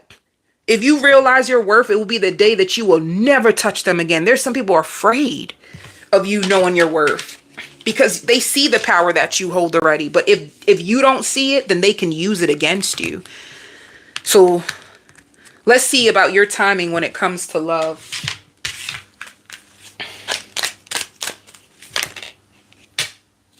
So you will have a successful love life if you be more assertive. You need to be more assertive. It's like stand up for what you believe, but at the same time, don't be afraid like Martin to get the step in, Gina. Don't be afraid to get the step in, Gina. Be assertive. Like, demand what you deserve, because damn, you are a catch. You're definitely a catch. There's a wife in you already. There's a husband in you already. You're just giving the wifely duties to a person who don't even deserve it. A person who's not even equally yoked with you. And you need to remain more positive, because you may convince yourself, I might as well just be with Bobby. I might as well just be with Bobby because it ain't like there's anything better out there. Are you serious? You feel like in this world of gazillions of people that Bobby is the best that you can do? You really feel that, Scorpio? That person who breadcrumbs you and makes you serve their needs is all that there is in this whole entire world. This world is so big. There's people who you haven't even met yet. So you have to remain positive. I think you may also see love or people in a very pessimistic way, but if your standards are low, then you're gonna attract in low. If you raise your standards, you have a really high percentage chance to get more quality people around you that have to give what you have to give. So Spirit says you will get here. If it shows success, it just means you won't be stuck in this it's a karmic pattern forever. Yeah. Know when to let go. Know when a situation is done. Know when a situation is depleting you. Know when to let go. You can hold on and you can struggle to let go of people that like, baby, this ran its course. It's done. They're dumping on you. They're causing you more grief than they're helping you. Know when to let go.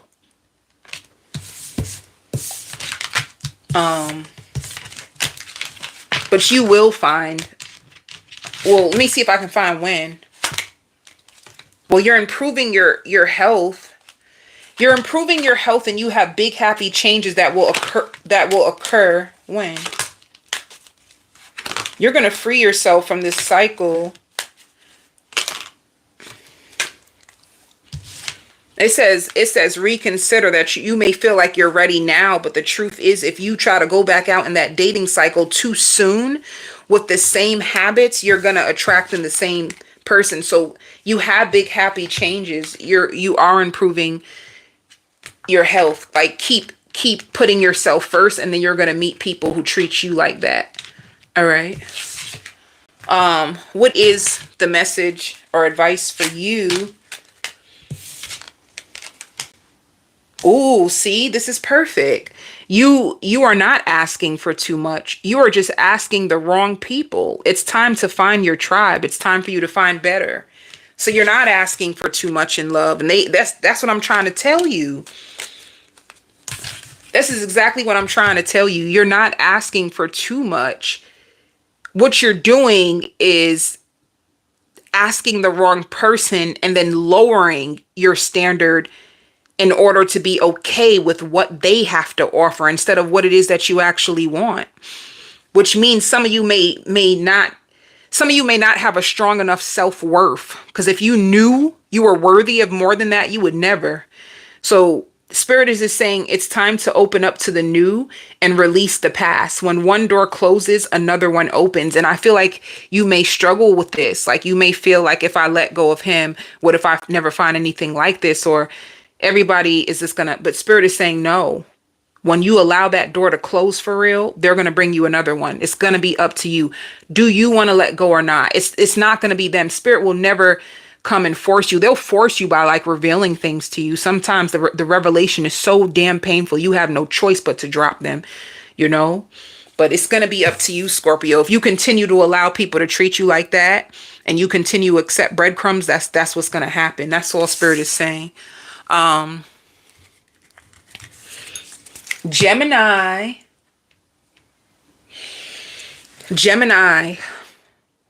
I already see for you, Gemini. There's two things for you, Gemini. The first thing is, if you're single, subconsciously, you like having your cake and eating it too. You like variety. Even if you have the best woman or the best man in the world on your shoulder, you're always going to be curious to know what else is outside. That's what I get. You're always curious to know what else is outside, or can I get better? Can I get better? You have a spirit of it's never enough.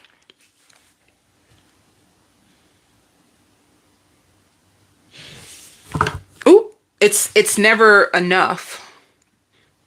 You are attracted to really attractive people, and if they come cross your path, and if they even give you any sign that they are interested in you, it's hard for you to avoid temptation. Because if you're in a relationship, you're going to always be tempted, you know? You could be a person that just really likes variety. I don't know. There's another thing too. Like you, Gemini, you're single because it seems like you want to be. Like, it's like you want love.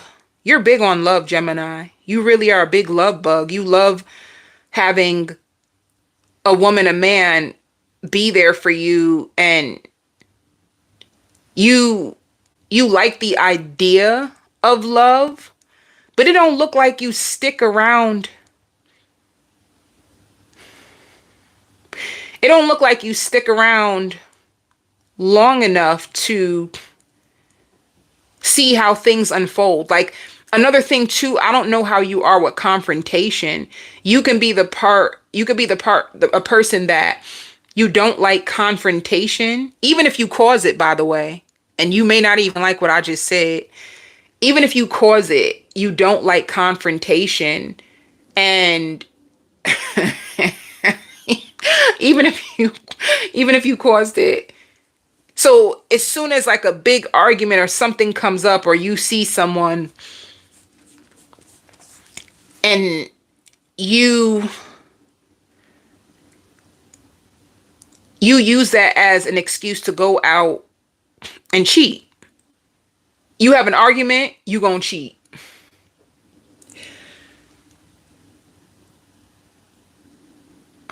Because the truth is, you can just be at a place where although you say you want to settle down, you actually love your freedom. And that's confusing. I even feel confused in your energy. Ooh, I got it too. You can also be the type that when you do get a relationship, you get bored very fast. You get bored, or you get bored. You get bored really fast. You're going to need a partner who's very, very spontaneous and funny. You like funny people, you like spontaneous people, you love sexual people who's willing to be spontaneous when it comes to sex. You're just open. You're open. You want to try things, and you want somebody who is similar to you. And the moment that a person just seems too boring, you get bored and you want to see, well, what does somebody else have to offer? So that's the biggest thing I see with you. You can get a partner. It seems like you can definitely get a partner, but give them about 3 months to a year, and you could possibly find a reason to get rid of them and see what else is outside. Even if you return back to them, it just means that whatever new flame you had, it burned out fast and you could have missed the old person. You give me, it's never enough. I even see a vision of you like crying to your friends about love and how somebody could have hurt you so bad. You could even like say somebody hurt you, but the whole entire time you was playing them anyway.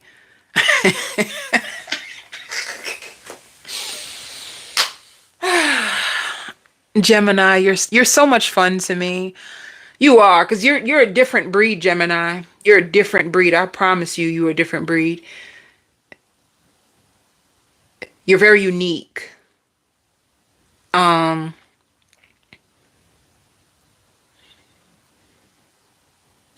but yeah, you're very open-minded. You might meet a lot of people that are not open-minded. They can be fixed. Fixed people are kind of boring because there's no wiggle room for you to explore the different things that you would like to explore in life. You're very fun to be around. But people may get drained being around you because they're used to like routines and just sticking to like their comfort zone.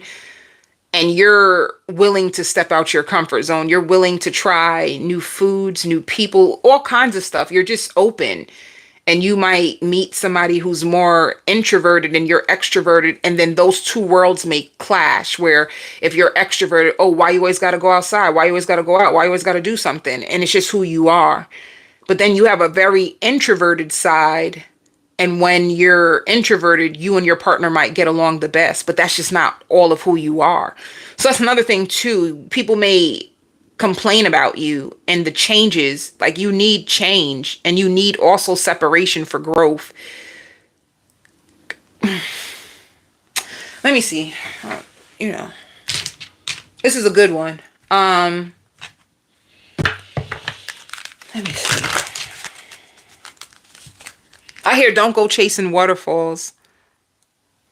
You excited like by new love. You're excited like the honeymoon phase.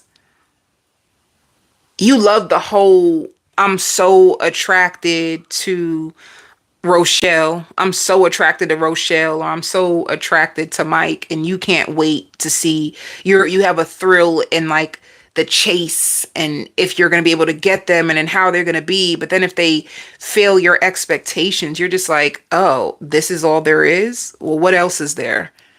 You know, like you can be a thrill seeker. See, new love. Your blockage, and it doesn't even have to be a blockage. I don't even.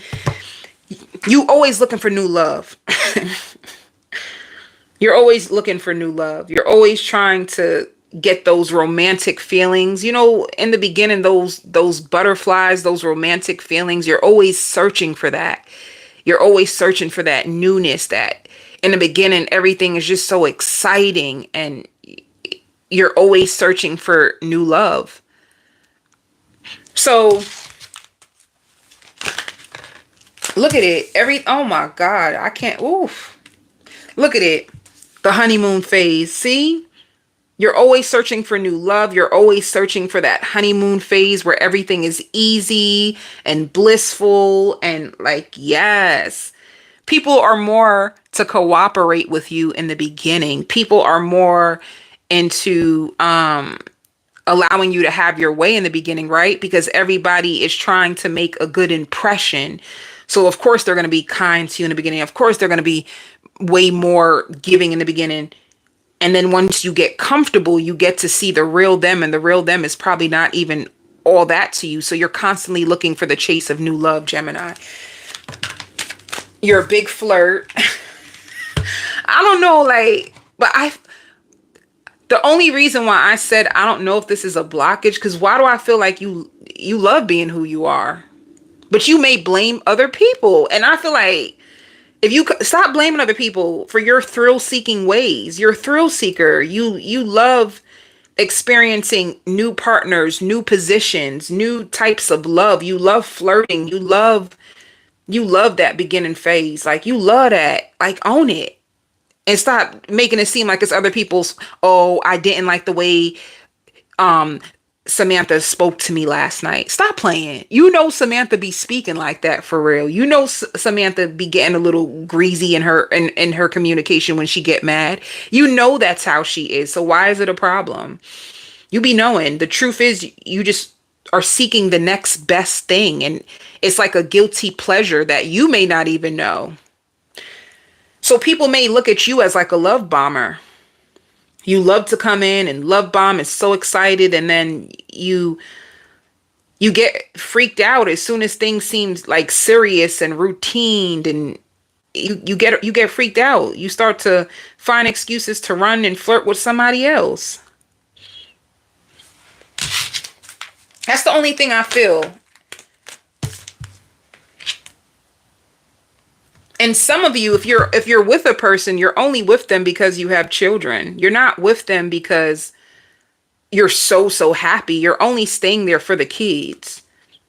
All right? You're only staying there for the kids, which can make you feel trapped.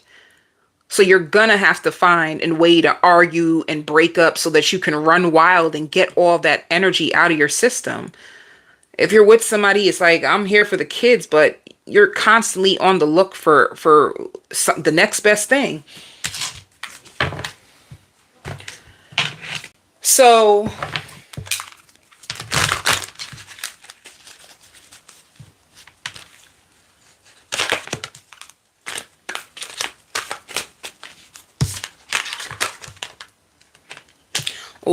another thing with reparenting yourself, some of you may struggle to overcome a breakup. You may not know how to, let me see.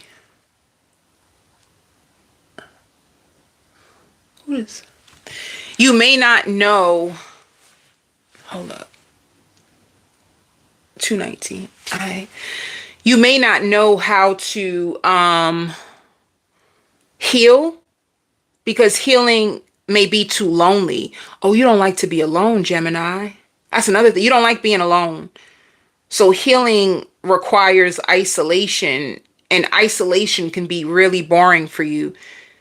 So you may just find a new connection to jump in instead of taking the time that you need to be by yourself and heal the way that you're supposed to heal. You don't like being by yourself. Being by yourself is too scary. You could even have a deeper wound that's afraid of being alone.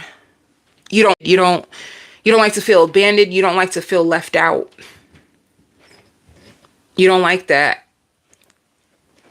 So instead of staying there and being with yourself, and this is, once again, please don't take this personal, and this is not going to be for every Gemini. If it's not for you, it's okay. I'm reading for someone. This energy is not coming from nowhere. Clearly, clearly it's here for a reason. It can help someone, even if it may not be you in particular. You can also check your moon, your sun, and your rising. You know, my sun does not always work. My sun sign doesn't always fit. My sun sign rarely ever resonates with me. Rarely ever. So, yeah.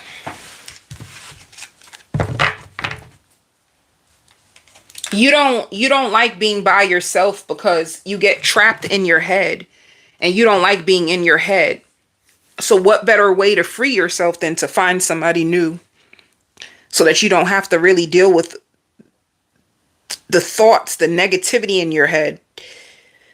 And that's how you get over people, to be honest. That's why if people call your phone and they all crying and all like, oh, how come you didn't blah, blah, blah, and you made it seem like unbothered, it's because you meeting the next person is enough for you to feel like you're okay to move on. So, yeah.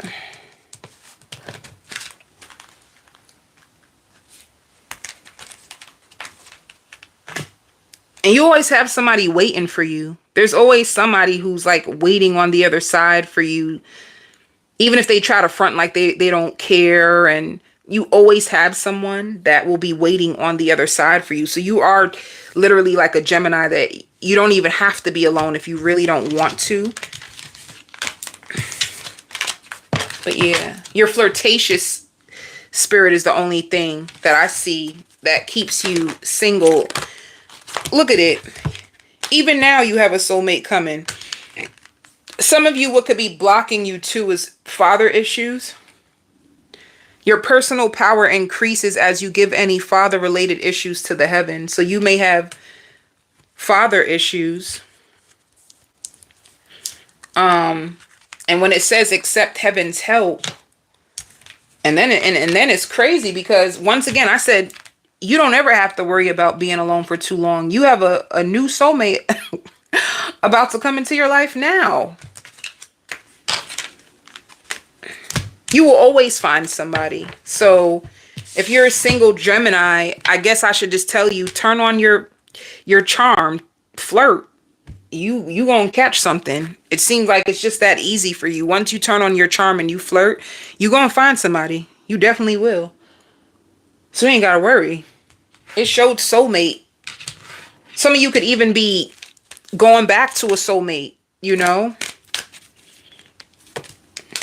But if you are considering going back to a soulmate, Spirit is saying to choose a new direction, because you can have big happy changes in love if you stop entertaining the same person that's not giving you what you really want. Like you could be with them out of comfortability, but you're not really satisfied, and that's why you're always looking for something else. You're not really satisfied.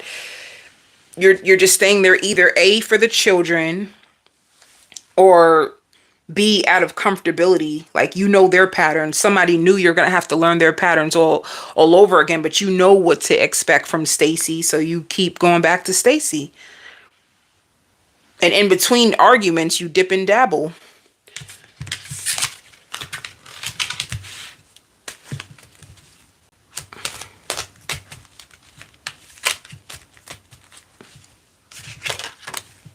Today feels like a Friday so bad. I'm telling you. Okay. So your advice is that the actions of others don't define your worth or what you're deserving of. Don't let other people's actions make you feel like you're not worthy of what you want. They also want you to know that it's time for you to open up to the new and release the old. And that's exactly what I was trying to say. You just turn on your charm, you can attract something quick. So basically, don't hold your own self back. If there's a block in your love life, you will be your own blockage. It won't be people, it'll be you. Because it shows that you have charm and people find you're fun, you're spontaneous, you're outgoing. People can tell you that you're argumentative, but or sometimes everything has to be your way. But you'll find somebody.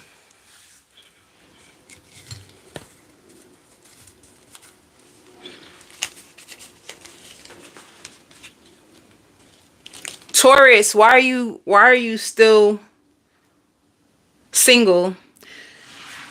What's going on with your love life? The truth is, you're still, even if you don't want to admit it to yourself, you're still in love with someone and you really don't want to let them go. Like, there's somebody that you're so in love with and you really want it to work. You could be stuck on the potential. If you were with this person in the past, there could have been a period in the connection when things were going so perfect, so blissful, and only if this person could heal, could be your mindset. It's your mindset that is blocking your love life. You could be stuck on one specific person. This is not for every single Taurus. I'll see if something else shows up. This is not for one specific Taurus, but I'll see what else comes out.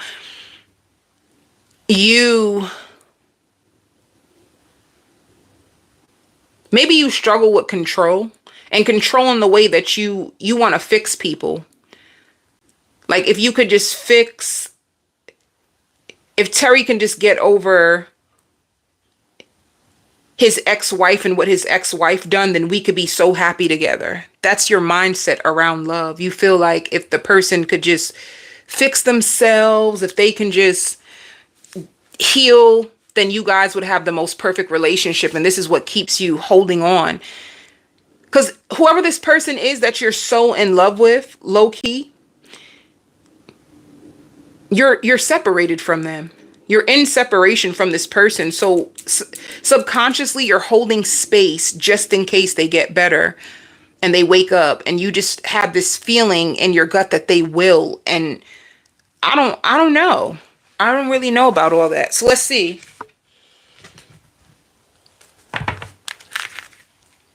Yeah, look what came out at the bottom of the deck. Codependency and past love. You are codependent on a past love situation. And you feel like if you just give them... Hi, Queen K. If you just give them enough space or enough time, they eventually will be healed and come back to you and be a better version of themselves, and you guys can go off dancing into the sunlight. And spirit is like, I don't know about all this. You have a feeling that this person could be the one, and that's the only reason you feel like they need to forgive and learn from their past and release and heal. And once they release, heal, and forgive their past, then you guys can have the happiest life ever. This is what's keeping you stuck. It's a codependency because you're codependent on this person getting better in order to be better for you. But until they get better for you, you won't even go near them. You won't even tolerate this person, period. So it just means how they're showing up to you, the unhealed version, they're not even compatible for you the way they are now. And everybody says it. Like, if you even ask anybody who's been in a long marriage and you say, what's advice that you can give me? The advice that a married person would tell you is that to accept them exactly as they are. Not like, would you marry this person if you knew that they never ever would change? Would you marry them? So if you knew this person would never ever change, would you still be with them? Like, could you accept them if they never ever change? Your answer is going to be no. So because of that, that should be enough for you to open up and see what else is outside.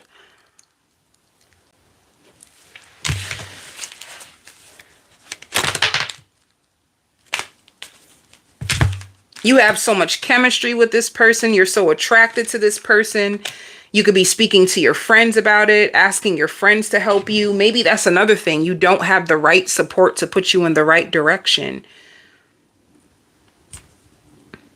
Maybe that somebody's giving you advice that is actually keeping you stuck instead of allowing you to let go.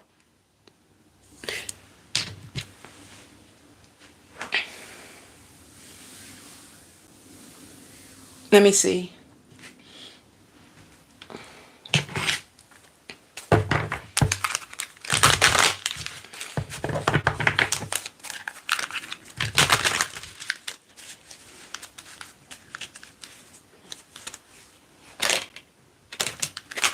Yeah, it's hard for you to...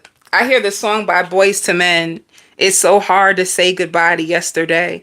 The good times you have with this person, it's so hard for you to like, damn, it was so good. It was so good. The intimacy, the love making. You probably even feel as if you seen a side of them that they never showed to anybody else. You could feel like, but at times they were so soft with me and they were so gentle with me and they were so loving to me. Why can't they just be like this all the time? You know, some of you can even be cross-watching for a Taurus, and this could be your story. You could be stuck and you could be cross-watching for a Taurus, but it doesn't have to be that way because this is supposed to be specifically for that zodiac sign. So if you're a Taurus, the reason why you won't open up to anyone else is because you cannot forget the way that Ashley made you feel, or you can't forget the way that David made you feel. It just won't leave your mind. Like, damn, everything is just so nice. It's so perfect. Like, damn, nobody holds me like him. Nobody holds me like her. Nobody makes me feel the way that he or she made me feel. And the truth is they can't even maintain it because they have so many unhealed wounds that you get doses of love from them. So it's not consistent. And this person does love you. I ain't going, like this person has love for you, but they can't show up in the way that you want them to because they have so much. Some of them can even have a whole nother freaking family, and they said that they were going to leave the family and they didn't. They could have lied and told you that they're going through a breakup, but they could really be trying to make it right. And when they're trying to make it right, it's still not right. And you could be holding on to somebody who's holding on to somebody else. And the way that you feel about them, they are going through with somebody else. They'll say like, wow, Taurus is so sweet. Taurus was really good to me. I really do like Taurus, but I don't know why. I just feel like I need to give Amanda one more try. Like, for our family, we need to do this for our family. So while you would want one more chance, they actually are trying to give somebody else a chance. And if they fail, they're going to come to you broken all over again. They could have almost been healed and then got triggered to go back and try one more time, and it's going to break them to pieces. And even if they do come around you, you're going to get a more angrier version of them, a more miserable version of them, a complaining version of them, because the truth is they're so tormented that they gave Amanda one more chance and Amanda failed them. So they feel like a failure. And I just see them sitting on a couch and just being a victim. If you do get this person back, they're going to come back to you as a victim. They're going to come back to you as a victim. And even the kind parts of them is going to start to fade away, and they're going to be upset. Some of them can even have like a smoking addiction, like cigars, or it could be cigars, cigarettes, other stuff. I don't know if I'm allowed to say that on YouTube. But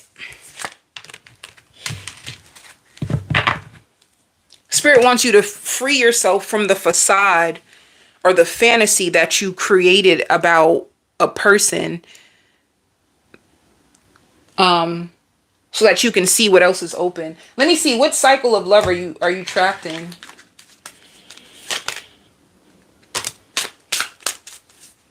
Okay.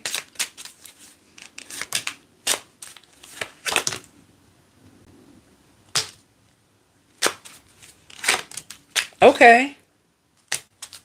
So let me read it to you. This person was open-hearted and they were vulnerable with you. So what you shared with them was real. You really did share something. They really were, in the beginning, they did show you white flags. In the beginning, they were consistent. In the beginning, their heart was open. And then all of a sudden, and you guys were like on a healing journey, all of a sudden, they started to show red flags. You already knew that you guys had past soulmate connections, but whatever they went through in their past caused them to have addictions. And their addictions can be, like I said, addicted to negative thoughts. They can be addicted to being bitter at their ex, which stops the flow of life to you. So it was going good. You weren't losing your mind. What you felt was freaking real, Taurus. You felt what was real. But it's almost like if you want the love life that you really would desire, instead of waiting for this person, you may have to take a leap of faith out of your comfort zone and trust in the unknown.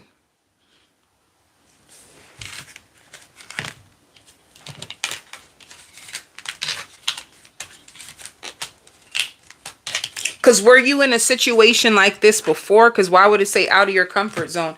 Were you in a situation like this before where somebody made you promises and had you like waiting for them to fulfill the promises?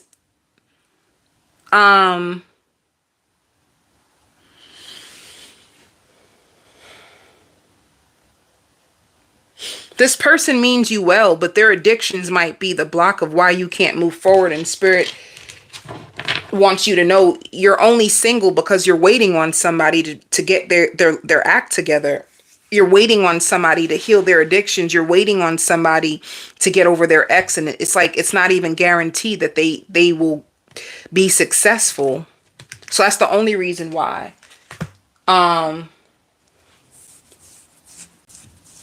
Let me see. Oh, I should use this. Even though I'm getting towards, let me see.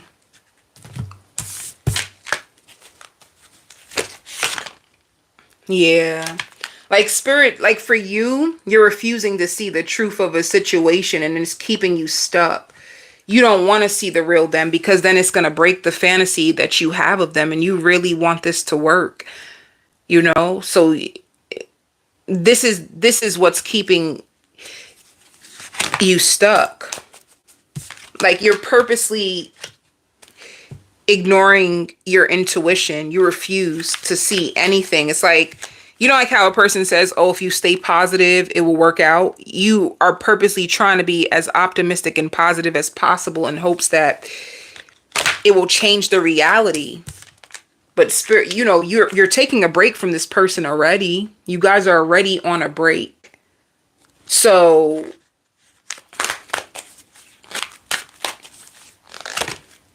yeah, like the truth is, it's time for you to see what else is outside. Spread your wings is like step out your comfort zone. But honestly, Taurus, if you were my client, I would tell you to be patient with yourself.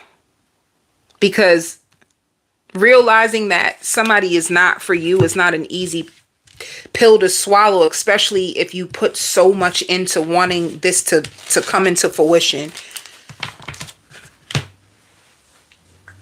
So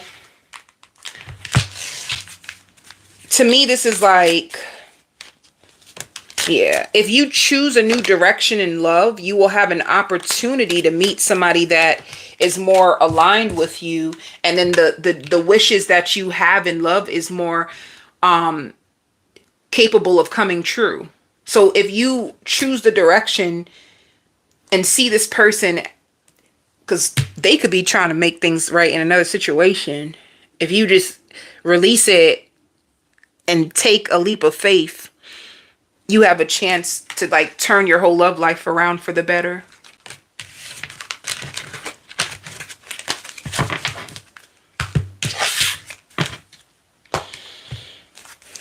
Let me see.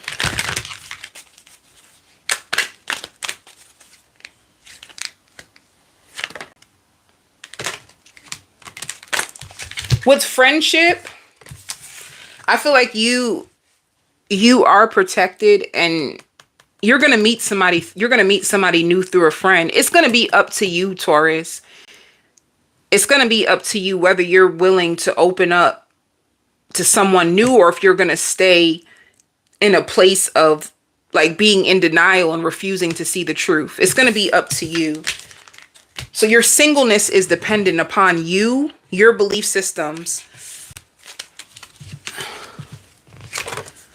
So it's your time. Don't be scared. Take action and believe in yourself. So it just shows that somebody else is out there for you, but you need to believe that it exists. That level of love that you truly desire, that you're waiting on someone else to give you, who probably isn't even capable. If you just give yourself a chance, you will find your match.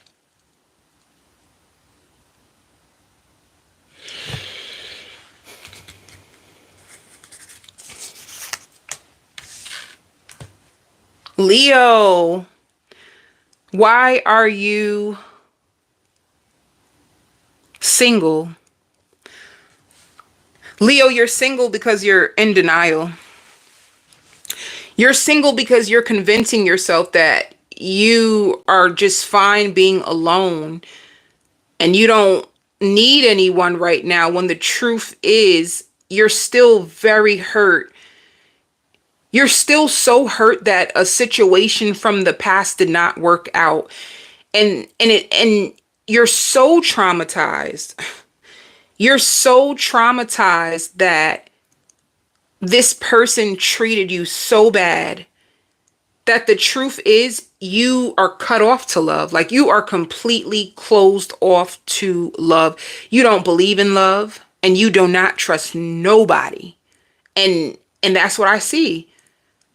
You feel like, so this, Leo, for you, the reason why this can be so traumatic, this is probably like the only person you truly like loved and you showed your best self to. So it's almost like I gave you the best parts of me. I gave you the best parts of me. Like, I was soft and vulnerable, and I don't even be soft and vulnerable for real. I was giving, and I'm normally not even open. So you showed this person your true self, and what they did with it was disgusting. It was unbearable. They try to destroy your confidence. They try to destroy your self-worth. And now you're coming to a place where you're not in depression anymore. You were in deep depression. Some of you could have been suicidal. Not all of you. Some of you may have wondered to yourself, am I better off not being here? Well, why am I here? If the things that I keep trying to make happen, they end up turning into disasters. Like, this person left you in such darkness that whether you are willing to, you don't believe in love. You are single because the real reality is that you don't believe in love.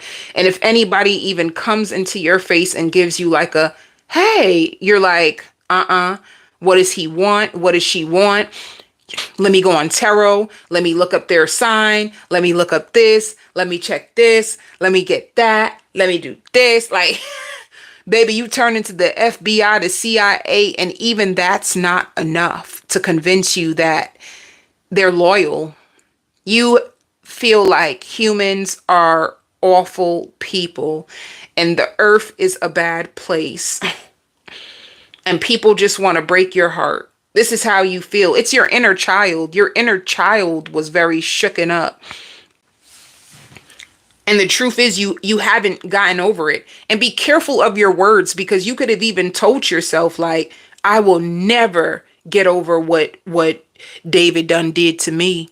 I'll never get over it. Like, I can't believe I had to experience that. I can't believe David done did me like that. It's so like even the thought can bring you to tears, which is the reason why you probably don't even try to think about it. Because if it comes up into your mind, it's a full blown war.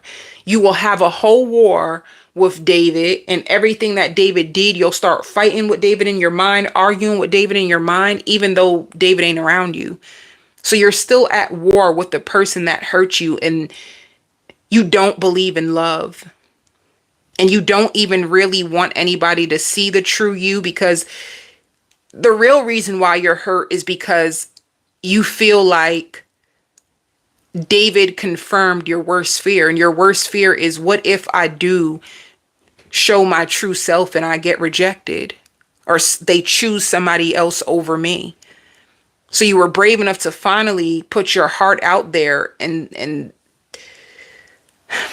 damn, they tore it to shreds. And that's your impression of love because of what they did. And it's a huge block. You don't believe in anybody.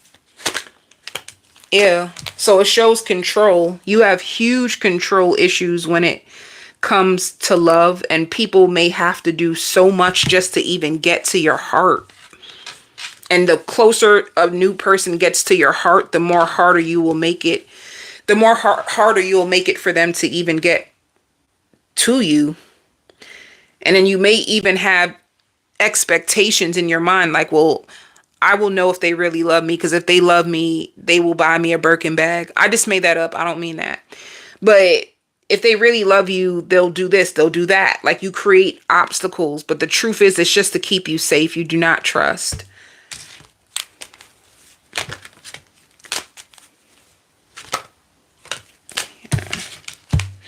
Another thing, you never was able to express to the person that hurt you how bad they truly hurt you. You didn't have an opportunity to tell them.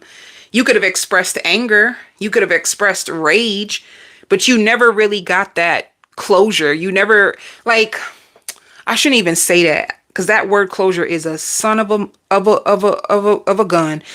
And closure can literally stop somebody's whole life. Somebody can literally, I know people right now that refuse to move on because they ain't get that conversation, that last conversation that will make them feel good. So I'm careful with how I use the word closure, because closure looks different for many people. And the honest truth of it, this is like some real talk. Like, there's going to be people who are going to do you so damn bad. I mean, filthy. And they will never take accountability. They will never tell you sorry. So when it's a situation like that, what do? Because you can't just sit and wait for them forever. So you have to cry it out to God. You have to get help in order for you to accept it. So closure is just acceptance.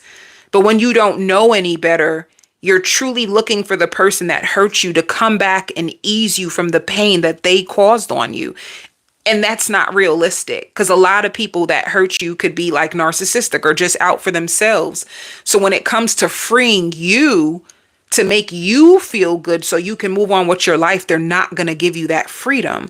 A lot of people don't even want you to be free. Some people will purposely withhold an apology because they want you to be stuck, because they get gratification and they feel good to know that you feel bad about yourself because of them, because that's just the reality of a lot of people. Not everybody, but when it comes to those toxic dynamics, that's what it be about. Power, control. So if they can control you by withholding an apology, they're going to do it.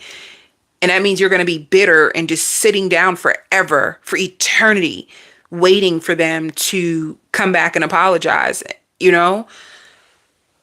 So if you're waiting on an apology or a conversation from this person, I feel like having a conversation with this person that hurt you is going to make the damages even worse.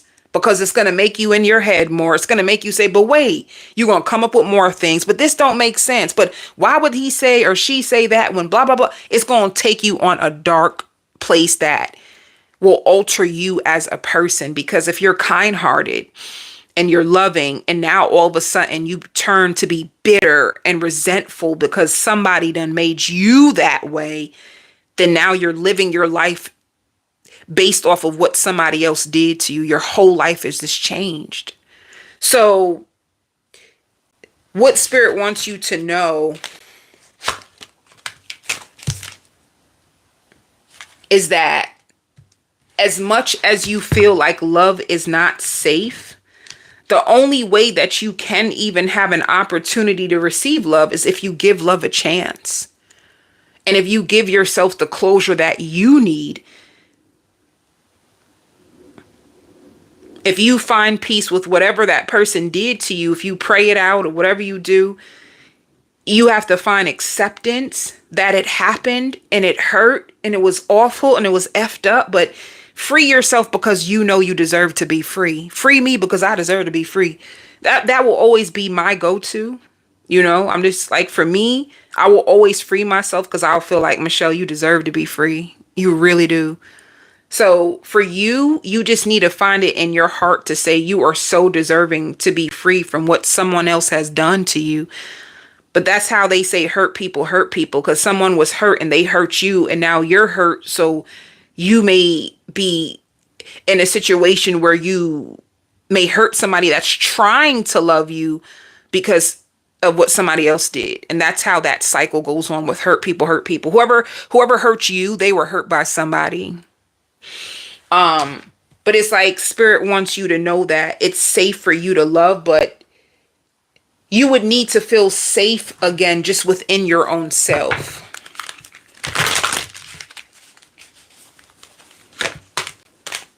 Yeah. So now you're hiding.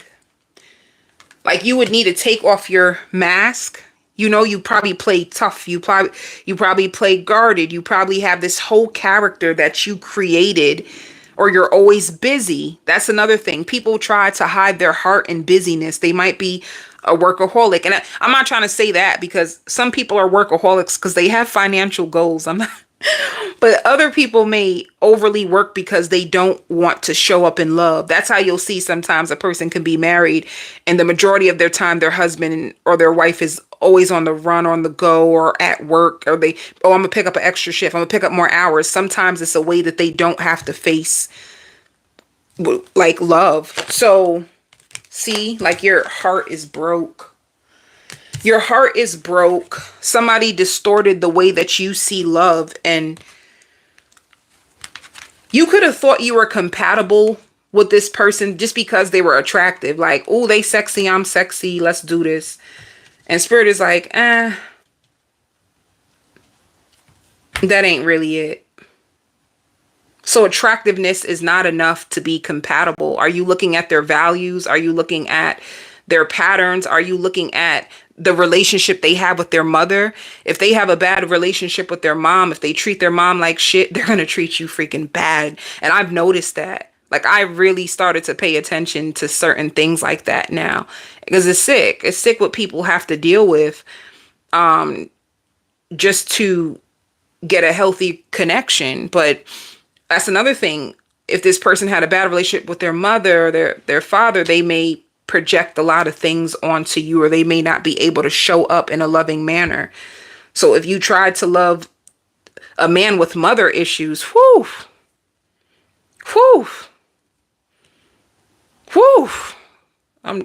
you're going to be drained. You're going to be drained because you're trying to rewire them from their birth parent. Like, that will destroy you. And they probably look so damn good on the outside. They look good. But then when you try to get close to them, you get to see the real them. And they don't treat women well because they have unhealed mama issues. So they curse out every woman and call her the B word because they still talking to their mama through you.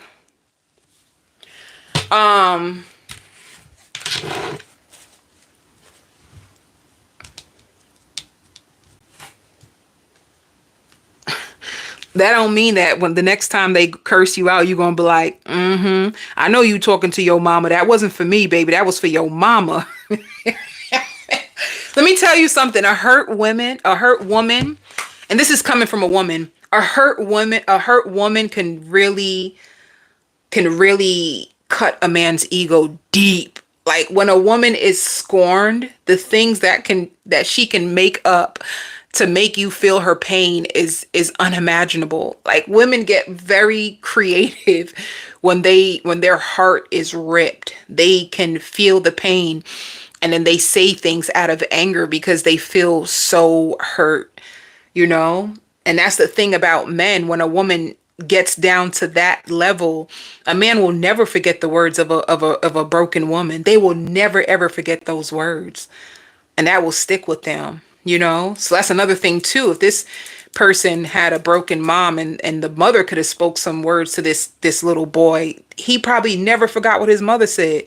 And then if you come along and they're already broken and then you say words too out of anger, they're gonna blame you, even though they provoked it or triggered anger in you to have a response that was so low, you know, and they're not gonna see it that way. There's oh you're hurting me because they're thinking of the time that their mom hurt them, not knowing that they actually hurt you and triggered a really bad response out of you. But this is not about that, but Leo, that's what it is for you. Somebody hurt you and you haven't been able to overcome what they did, and now you're all about being safe and never ever allowing yourself to be hurt again. So even be careful, because if you date, you may get emotionally unavailable people, or you're so afraid of rejection because you feel so rejected that you attract in people that reject you. So just that's gonna be your block, is gonna be your heart. You're gonna need to heal your heart. You're gonna need to heal the way that you see love. Your heart needs to heal, and the way that you see love needs to heal. Yeah, and some of you can have father issues. You know, some of you can have some father wounds.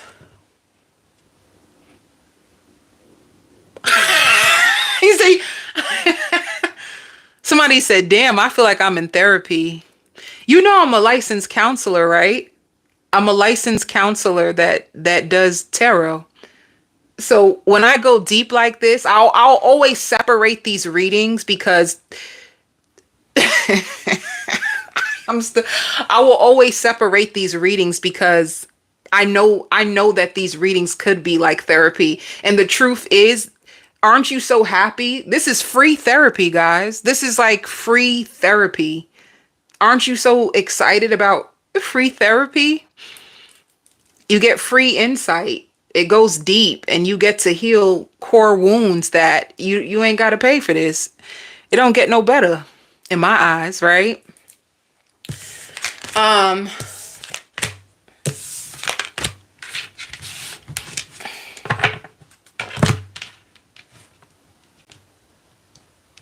And to be honest, I did deep inner healing work on myself as well. So as well as me being a licensed counselor, I had to go through a lot of deep healing myself. So I have a lot of experience about core wounds, patterns, behaviors, generational curses, and all kinds of stuff.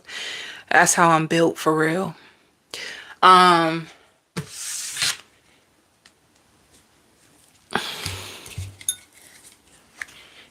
That's what I should call this video. Free therapy, free therapy. Cancer.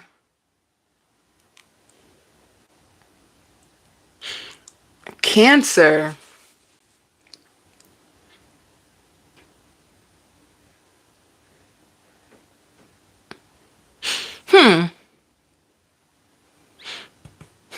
So intuitively,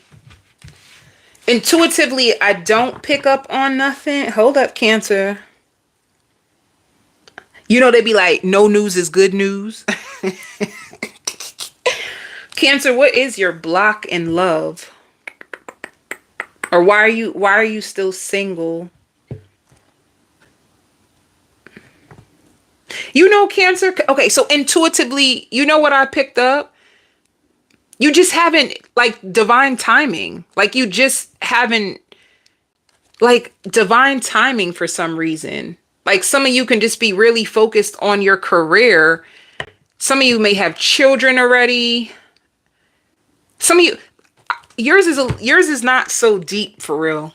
There's two things that I'm picking up energetically, and then I'll turn the cards. Energetically, I feel that you're very content and comfortable with your own self, and you're trying to get your career off the ground. You're big on career. You're focused on your money, your future. Some of you really want to buy a house, or some of you too, if you don't have kids, you really want children. That's another thing I'm seeing too. You want children. You want a family. Sometimes you may not have time for love because your career is such a big focus. Your career is such a big focus that love may just not be a priority like that for real. You might meet people. I see you going on dates. You date, baby. You be outside. You go outside. You go on dates. Let me be mindful of the time. Damn. You go on dates. You go outside.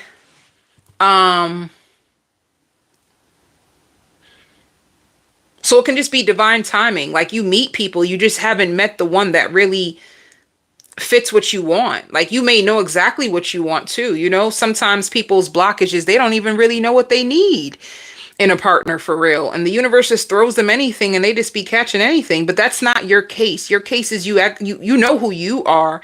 You're working on yourself. I see you on interviews. You can be looking for a new job or something. You could be looking for a job. You could be really concerned about your future and your career. Your career is the biggest thing that I see. So that has to be it. Because I don't see... You go on dates. You give love a chance. You ain't closed off to the idea of love. You're just... Let me see.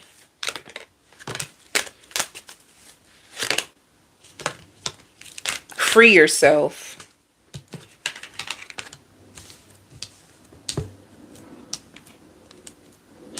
Passion. You have friends with benefits connection. People be on your body. You have friends with benefits connections. You get caught up in your head a lot. And it says allow the situation to unfold naturally. Do you try to control the outcome of love? I don't see you really. And then it says your love life is about to ascend to a higher level of commitment.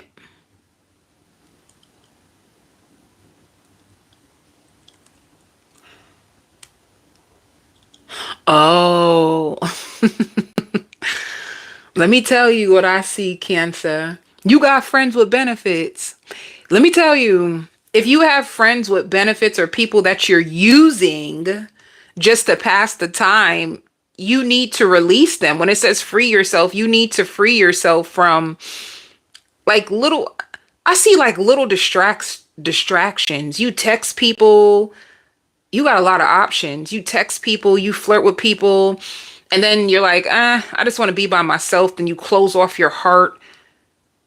You don't want to give your heart away. And then the next minute you do want to give your heart away. I just feel like if you have a lot of like friends with benefits or people that just give you attention or give you money, all kinds of stuff, like free yourself in order to make space for the love that you want. I think that can be it. I don't see like no big... Baby, you getting married. It shows in your love life is ascending to the next level, and then it shows marriage. You're about to be married. You're going to meet the person that you're going to end up marrying this year. So you're a divine timing, and you are probably in the process right now where even if you wanted to control it, spirit is making people gradually disappear or fall off your journey or do things that piss you off so you can leave them alone because they're actually, this is what I see in my vision. So suppose this is what your life look like, hold up, scattered. They're purposely clearing people off your life, off your path in order to make way for engagement and marriage. So this is naturally just going to come to you. You don't need to do nothing, but just don't try to like hold on to people that you know Yeah. You could even, one of your options now you can be considering and saying like, oh, I wonder if they're going to be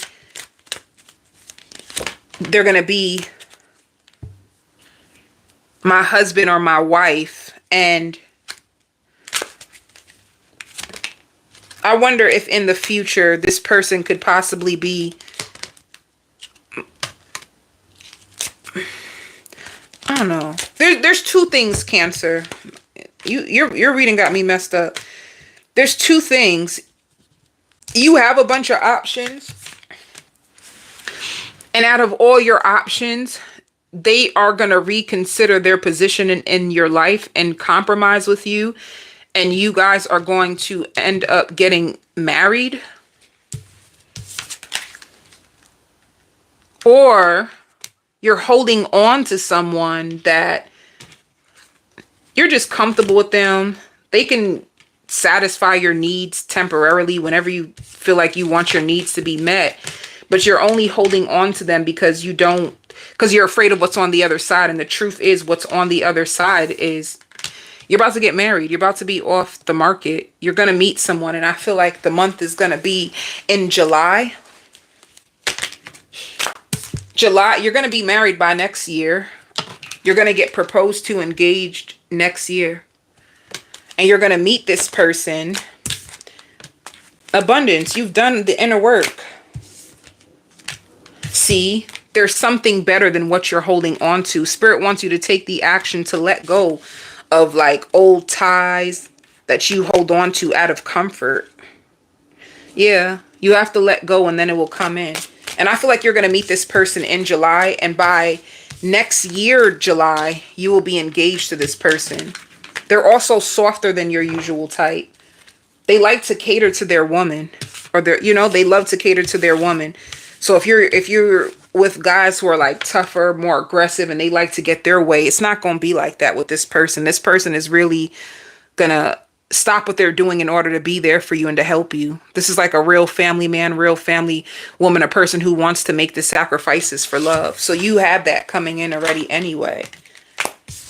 So Spirit just wants you to watch your thoughts. It just says pay attention. Spirit can give you signs. Yep. Spirit can give you signs. You have positive energy coming into your house. They want you to avoid negative people. And you have somebody new. Let's see what your advice is.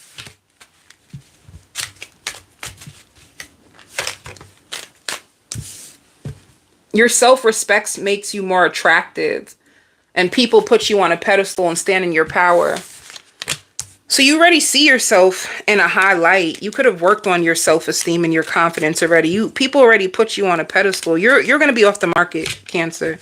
Your blockages are nothing crazy. It's just like letting go of the sneaky links that you were holding on to. Virgo. Hold up. Virgo.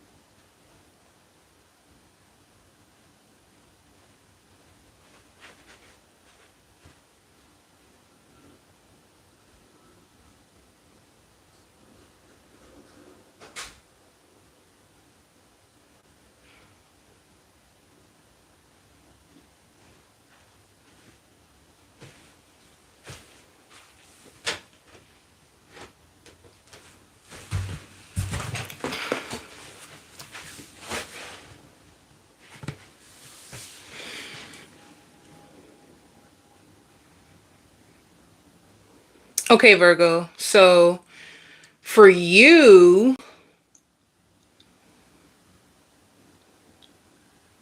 you're healing. Literally, you're healing. And the partners that you attract in currently, they're mirroring to you certain aspects of yourself that you need to look into more deeply. Like you could say you're over things that you're actually still healing from. So, and yours is deep. Like you can have a deep father wound. Yours can be like you have father abandonment, and your father could have abandoned you through prison. Your father either went to jail, your father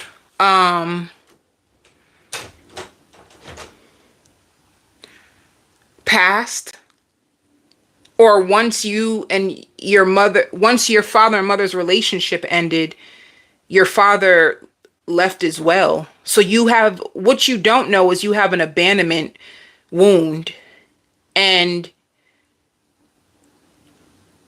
you hold on to partners out of fear of being abandoned.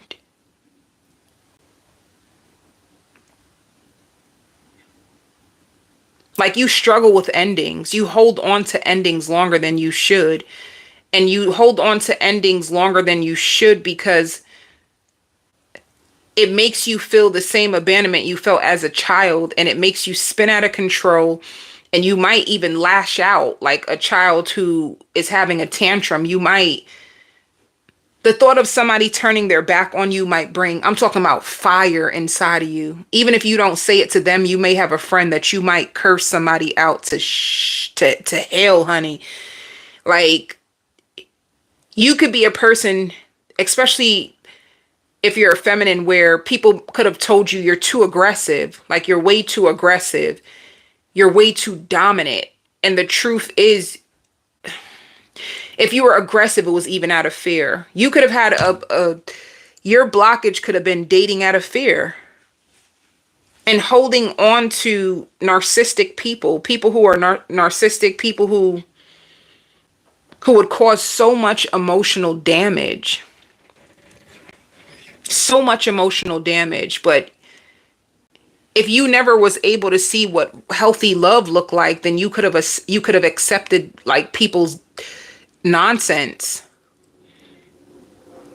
Some of you too could have been like raised in dysfunctional homes where that's all you seen was people cussing and cutting up, and it taught you that fighting and going off on each other is actually normal in love, when the truth is the person begins to tear your self-worth down and you begin to tear theirs down. And by the end of the relationship, you both are so bitter and resentful because of all the things that you guys said, because your inner childs were probably crying out for freaking help. And you guys were just cussing each other out and just going off and just lashing out and breaking each other down little by little. And it could have taught you that love is war. Which means that if it's too quiet or too healthy, that can scare you. It can actually be boring. Healthy love can actually be boring to you. And spirit had to bring you through a long, harsh process so that you would get so tired of being broken and so tired of fighting that you will start to realize like this can't be normal. And you talking to me like that can't be normal, because that hurt. You know, like I know I done said some things, but baby, you took it far. You took it real far. But you're fighting wound for wound. And words is crazy, because words is magic. So your process to healing is longer because the pain and the suffering and the hurt from the household to your relationships took such a big toll on your heart that at one point, and this is good if I say it, at one point your heart wasn't even open, period. You'll be damned. And you would only look for red flags. As soon as you meet somebody, you would just look for all their red flags. You would overanalyze them. You would dig deep and then use it against them, and your love life will just be war. And for you, they had to let the war come out of your system in order for you to understand that, like, hold up, this is actually not love. Like this is awful. Like it could be love. People can still see dysfunction as love, right? I'm not gonna do that. Somebody right now just cuss somebody out and they're gonna text them later like, I still love you. That's the reality. I ain't gonna even play with it. That's the reality. But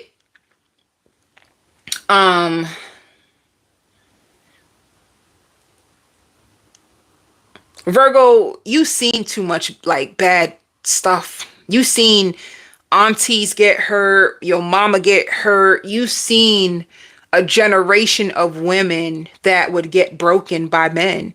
So you could have even been in a family, and this is not for all of you. You could have even been in a family where you would sit around broken people and drink and cuss men out. And this is not everybody, but you could have been in a family dynamic where it's normal to drink and bash people, and you had to come up out of that to realize that if you keep going at this rate, you're going to keep attracting in the same thing. Whew,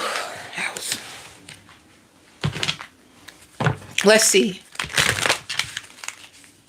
You probably literally like like what I'm picking up, you could be grown. Like you could be in your late 30s, you could be in your early 40s. I don't see 50. I do not see 50, but you could be in your late 30s, in your 40s, and you're just now realizing like, oh shit, all this time I was functioning like this, and that wasn't even love.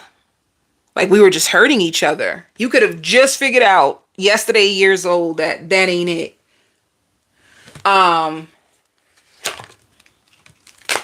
And also distance. Distance could have been regular for you in love.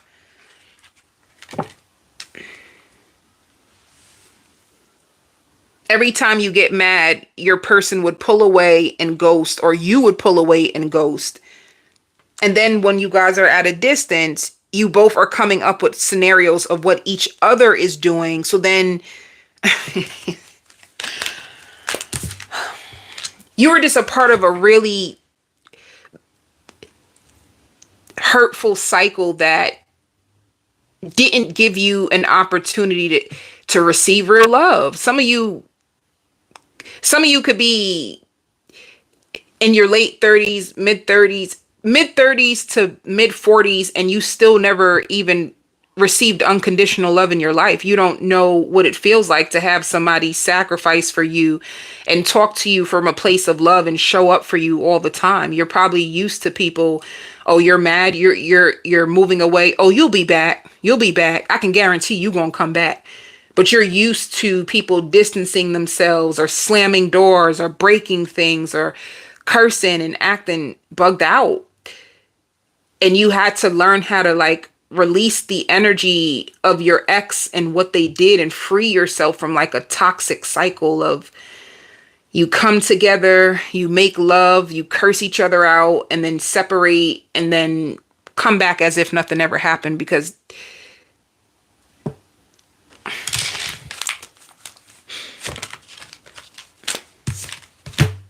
yeah, like learning that people who express love is healthy. Do you know that some people, they're extremely suppressed emotionally. They're extremely suppressed, and they can show you through sex how they feel, but when it comes to them expressing and being vulnerable, and you don't get that. So you were around so you were around people that can sleep with you, but then how do you feel about me? What's up?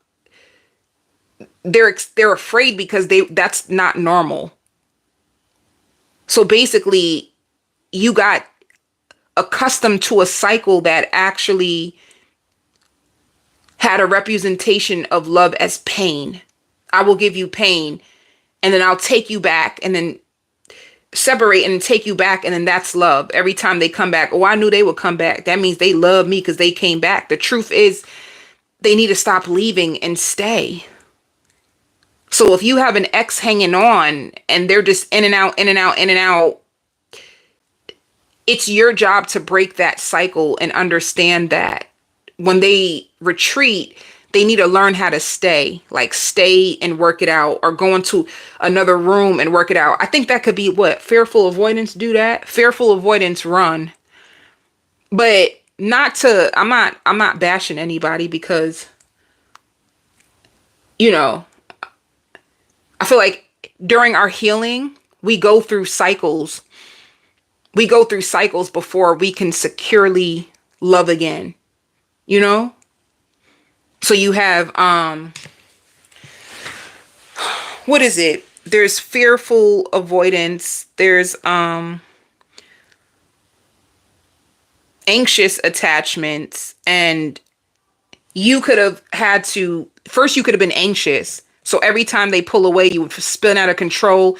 You would text them paragraphs. You son of a bleep, bleep, bleep. I don't give a bleep, bleep, bleep. You could have texted them all kind of things when they pull away. They would stay away. They wouldn't even reply to you. And then they will pop up the next week like nothing even happened. And you guys are just back like nothing even happened until they do something again and you go off the hinges again. And they just leave you in your pain and in your sorrow. They leave you alone. And then they start to slowly, oh, you're crazy. And then this is what you start to feel like this is normal until you're so broken that them moving away from you, you really want them to be closer in it. And you start to feel like realize that I can't do this anymore. You get tired of the cycle and you break it. So, yeah. Some of you are still holding on to this person, and that's the only reason why you can't attract a new love. You're still, this cycle, you're waiting for them to return. You can expect them to return. This is what y'all do.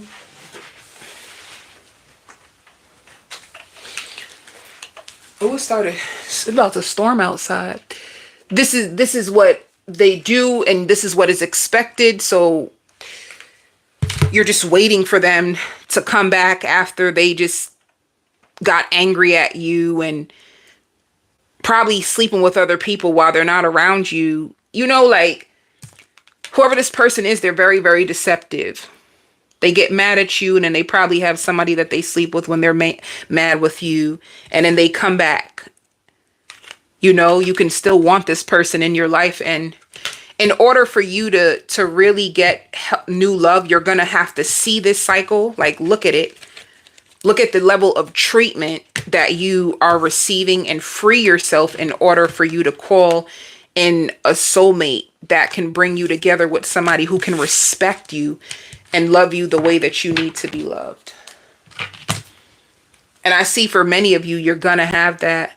Like you have a divine soulmate that's going to come in that is very, very spiritual, very passionate, has a big passion for life, is very, very spiritual, very deep. You may meditate with this soulmate. They're just more spiritual. They're not, it's not, because what is it? Some people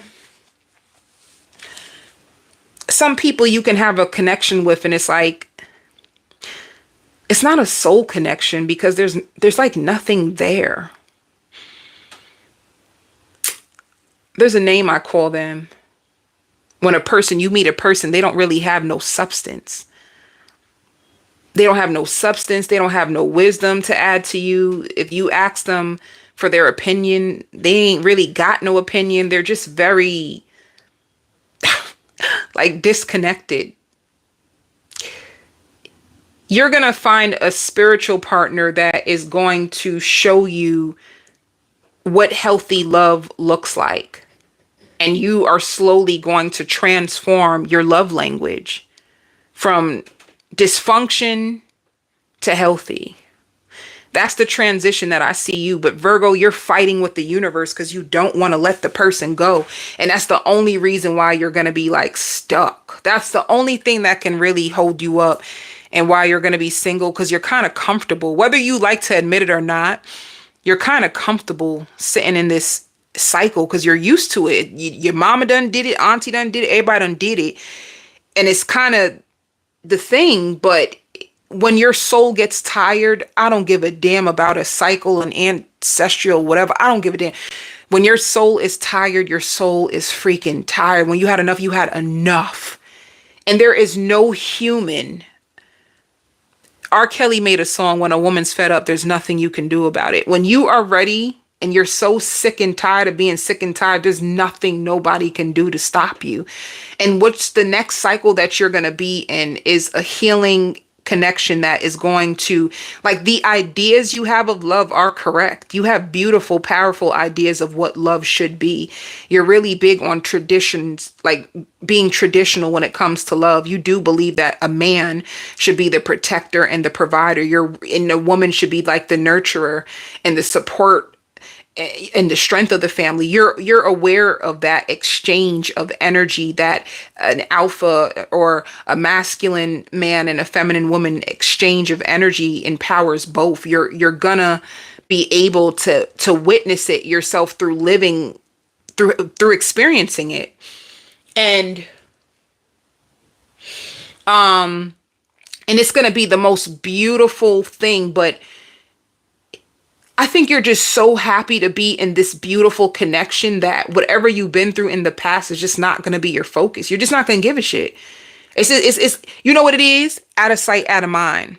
It's out of sight, out of mind. So you're not really checking for what happened in the past because you're so focused. There's so much work.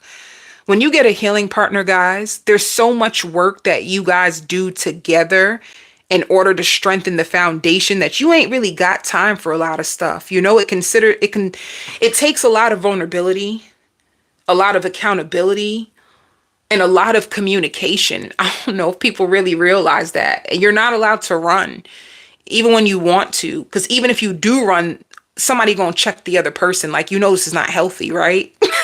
So a healthy connection, it's work. It's easy just to say, I'm mad at Latasha. And because you're mad at Latasha, you go and have sex with your neighbor until you get over your anger and then you come back. It's so easy to run. It's so easy to go screw somebody else. That is easy. It's hard to stay. It's hard to stay with those uncomfortable feelings, and you got to see that person when you really just want to punch them in their face, but that's not what you can do. And to have a conversation where you both can get on the same page, that's hard when vulnerability is something that you're not used to. And I feel like that's what people can be running from too. Like, healthy love takes work, and it will show your own toxic patterns before you guys can balance it. All right. Let's see. Yeah. Helpful people just means some of you Virgos can literally be getting help. I think I think you're smart as hell. I think you read a lot of books, and I think you could be getting help, whether it could be through other powerful spiritual people that you know that's trying to help you get on the right track and the right journey, improving your health. You can be doing like fasting. You could be watching things. You could have joined a group and you're doing the healing work. It just looks like this Virgo is taking the necessary actions in order to heal their nervous system. When you've been in a dysfunctional relationships and you have trauma, you go through fight or flight. So I feel like you're around the right people that's trying to help you unpack and remain positive about what's to come. All right. So Spirit is saying at the perfect time, you will meet the person. And if you haven't met them yet, it's just because you're still in a place where you're unlearning what isn't love and trying to accept what's healthy love. Others of you, you're not there yet because you just want that person. And as much as you say like, oh, I want to get away, there's a part of you that's very comfortable in this cycle because it's what your body is used to. And you may say like, oh, I'm done, but you're not. You still have a lot of fire and passion in your heart for the person. So you're ready for them. You're ready to make love to them, but you're also ready to curse them out too. You're ready for both, and you're just not there yet. And it's okay. I feel like admitting to yourself that I ain't going front. I'm used to this toxic cycle and I'm cool with it. I feel like that's okay too. Not everybody out here looking for no healthy love, and there's nothing wrong with that, right? Just as long, like for me, this as long as you happy. You got to do what makes you happy for real. Whatever makes you feel free. So your advice is that with peace, you really need to make peace with yourself, because until you make peace with yourself, you're always gonna, the war that you have in your mind, the war that you have inside of your, when you're by yourself, that's how you know.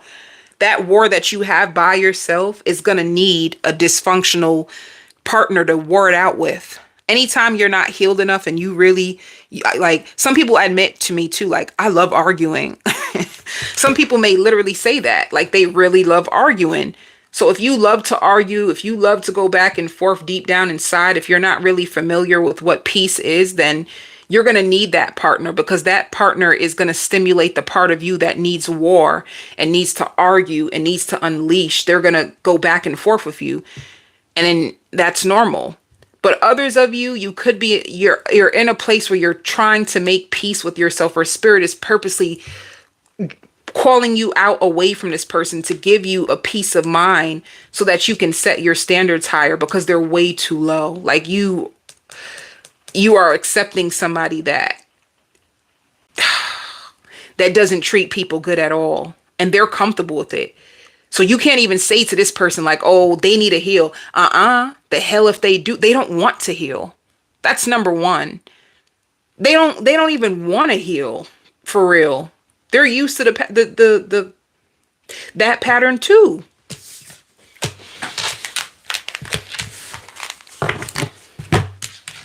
And then for you, it shows clear your mind. You've been overthinking. Do something beautiful for yourself, and God will take care of your worries, you know? And that's another thing. Whoever this person is, they don't make your life easier. They actually add more. They add more pain and pressure to your life. They don't make your life easier. They make it more difficult. That's how you know who's for you and who's against you. Are they adding to your life? Do they make it easier for you? Do they install wisdom inside of you that makes your life better? Or do they create chaos and kind of like bring you out of yourself, where you realize, I don't even really act like this or go off like this. It's just them. That's because it's them. But Capricorn, you're next. Capricorn's in the hot seat next. For you, Capricorn, like, oof. For you, the blockage is pain. You cannot get over what somebody did to you. And there's a part of you that may even still want to make things right with this person. Like, there's a part of you that it could be the illusion of what they presented to you versus the reality, and you're struggling to accept the reality. You're holding on to a lot of broken pieces. I'm talking about, if you're single, you struggle to accept the reality of who a person is. So it's almost like some of you two could have been divorced. You were divorced. And while you were divorced, somebody met you in your vulnerable stage. And when you were vulnerable, you shared yourself with this person. You were kind to this person. You cooked for this person. You opened up your doors for this person. You did a lot for this person. You could have even helped them heal a relationship between them and their child. You did so much, and you were just so sure that this was going to be your knight in shining armor. You were so sure that this person was going to be it. They were going to take away all your pain, and you were going to go dancing in the sunlight with Jesus. But that's not who they were. And that's not like, this person could have been a wolf in sheep's clothing. The only reason why they were kind to you is because they were broken as well and overcoming something as well. And they know that your kindness is something they'd never ever experienced. They'd never experienced your level of love and kindness. But you know what it's like? Let me tell you, I just got it. I just got the image. Capricorn, you are trying to heal a narcissist from narcissism. So this is a person, they could have even had like a personality disorder. Now it's coming out even more. You were trying to heal somebody that actually had mental issues. They needed like a psychologist or somebody, a psychiatric evaluation or something. The type of healing that you were trying to give to this person was beyond you. So it's almost like you try to heal somebody who was damaged and it damaged you as well, but you're still waiting. You're still waiting for this person to like show up, apologize, and turn into the person you've always wanted them to be. And it's not going to happen. But you'll never forget about this person. You'll always think about this person. You'll always like wonder, did they heal? Are they better for somebody else? No. Hell no. Whatever you met this person in, they're still in the same situation. They did not change, Capricorn. I think it's your curiosity of what if they change and somebody gets to reap the benefits of all the work that I've done? What if they go dancing in the sunlight with somebody else? And the truth is, even if they go dancing in the sunlight with somebody else, it'll be temporary because whatever is broken in them, they still haven't healed. So they go around hurting people. They go from person to person to person to person, planting the same negative seeds. It wasn't even about you. This person was just really, really damaged. Some of you, they humiliated you. They really did. And that's why. Like your town you could have been the talk of the town because of them. That's why. It changed your life. It changed the way you see. Some of you could have gotten really spiritual since this, though. That's another thing, too. This person could have brought you closer to God. I just seen a vision of you getting married. If you get remarried, Capricorn, I just want to say Cancer. You could be getting married to a Cancer. But when you get remarried, you're going to have rules in your new relationship because of what you've been through in the past. You're going to make it so you don't want the town to be in your business. You're going to be very private life, baby. You're going to be on some private life stuff. You're going to have rules. You're going to, you're not going to tell certain people what's up. You are going to have a small marriage. Like you might have something this small, intimate. You might even have like a destination wedding, and just like your best friend will come because you feel like that was another issue. Family got involved, like too much embarrassment. I even see a police officer. I don't know if somebody even had to file like domestic violence charges or need a police to get the person up out of their house, or it just seemed like it was just too much. So for you, Capricorn, you are loving, and I see you still being loving. You want love. Love is what you have to offer, but you could just be naturally in a phase that is trying to purify your mind, because your mind could have had you trapped to the past of what you've been through, and that could have been hard for you to believe that a new person can love you because of what someone else did. So let me see. I knew it. Didn't I say Woo, babe. Look what came out. I said I see a wedding. It could be overseas. It could be like a destination wedding. You're gonna get married. You're definitely gonna get married.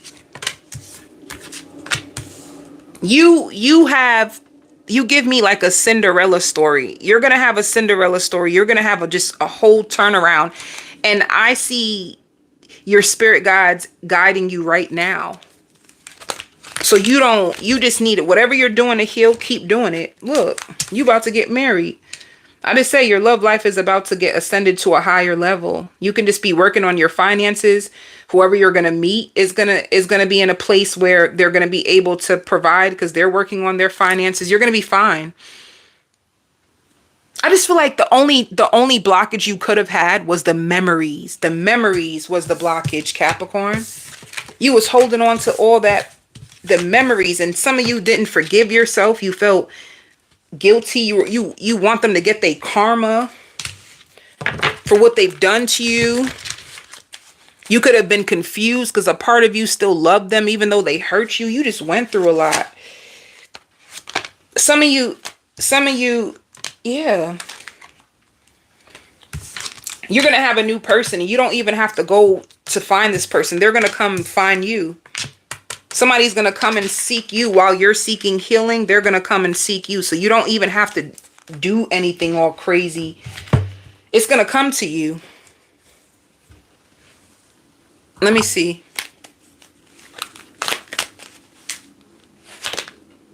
Yeah. Keep taking care of yourself and keep finding inner peace. And this is what's going to bring you to this person. Reparenting yourself is just love yourself and be there for yourself in ways that nobody else could. Don't beat yourself up and say, oh, how could I have been so stupid? That's going to keep you stuck. That's going to make you feel shameful. You want to release shame. You want to release guilt. You want to release that mental prison. So you want to stay in a place of peace. The person is naturally going to gravitate and find you. You won't have to find them. And that's the biggest thing I see for you. Yeah, you have blessed changes. But this card, I'm telling you, maybe this video is because people are about to have a huge major life change. Like whoever comes to this video, it's like your time and you want to know what's up and you tired. But yeah, it's going to be when you're minding your business.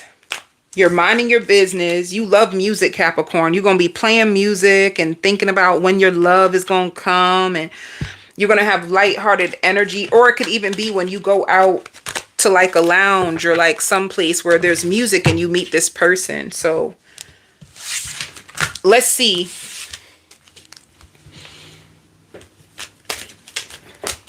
What's your advice? Oh.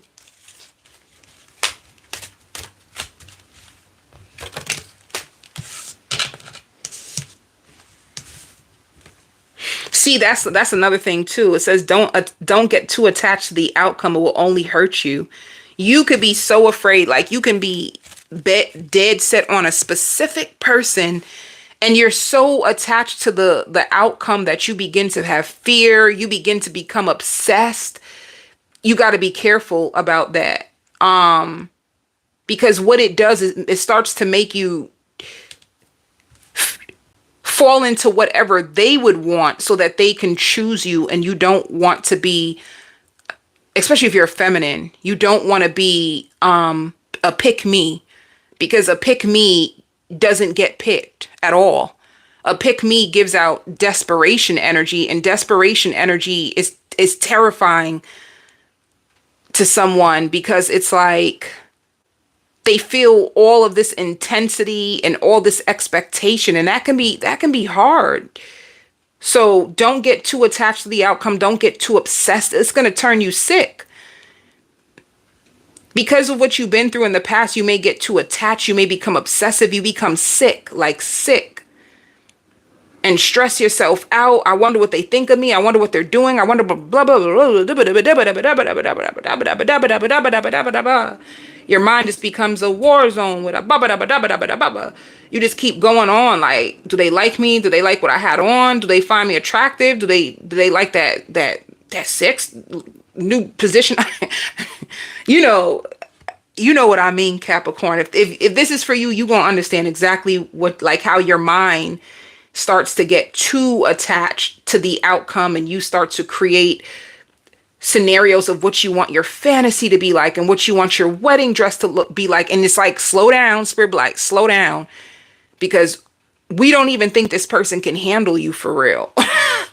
We're going to test this person's heart. What spirit does is when someone shows up into your life, they test their heart to see, are they really fit for you? And then if they're not, you're going to have a big separation, a big fallout, and a spirit trying to protect you because their heart is not built for the love that you have to offer. But if you attach yourself to it, no matter how many signs spirit shows you, you refuse to see anything else but what you want. And that is the most dangerous thing you can ever do when it comes to love, because it will put you into a place of illusion and you don't even know if the person really wants what you want. So just be careful of that. Just be careful of that cycle.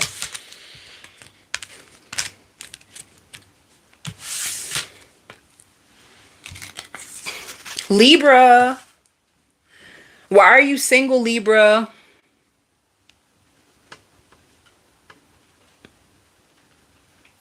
Hold up. Oh, thank God I'm right here because it's about to be over. Libra, you...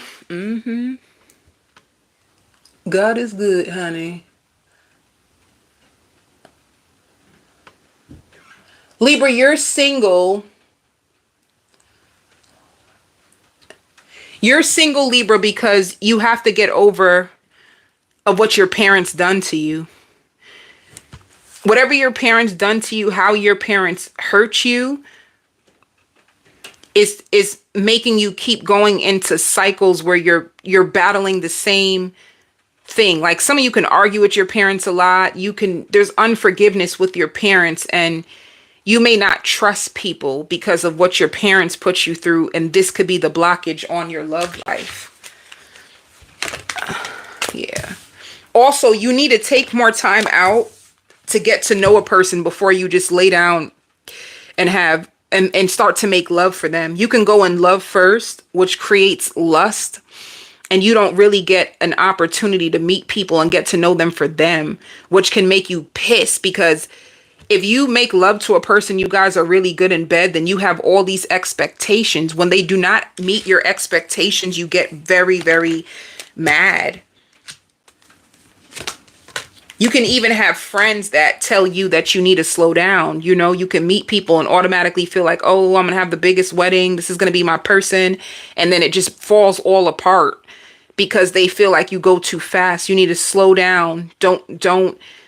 You could be a person that you get attached because your emotions, and your emotions can be through making love. So just be careful of who you're giving your body to, because when you give your body to that person, you're going to catch feelings, and then you are going to ignore red flags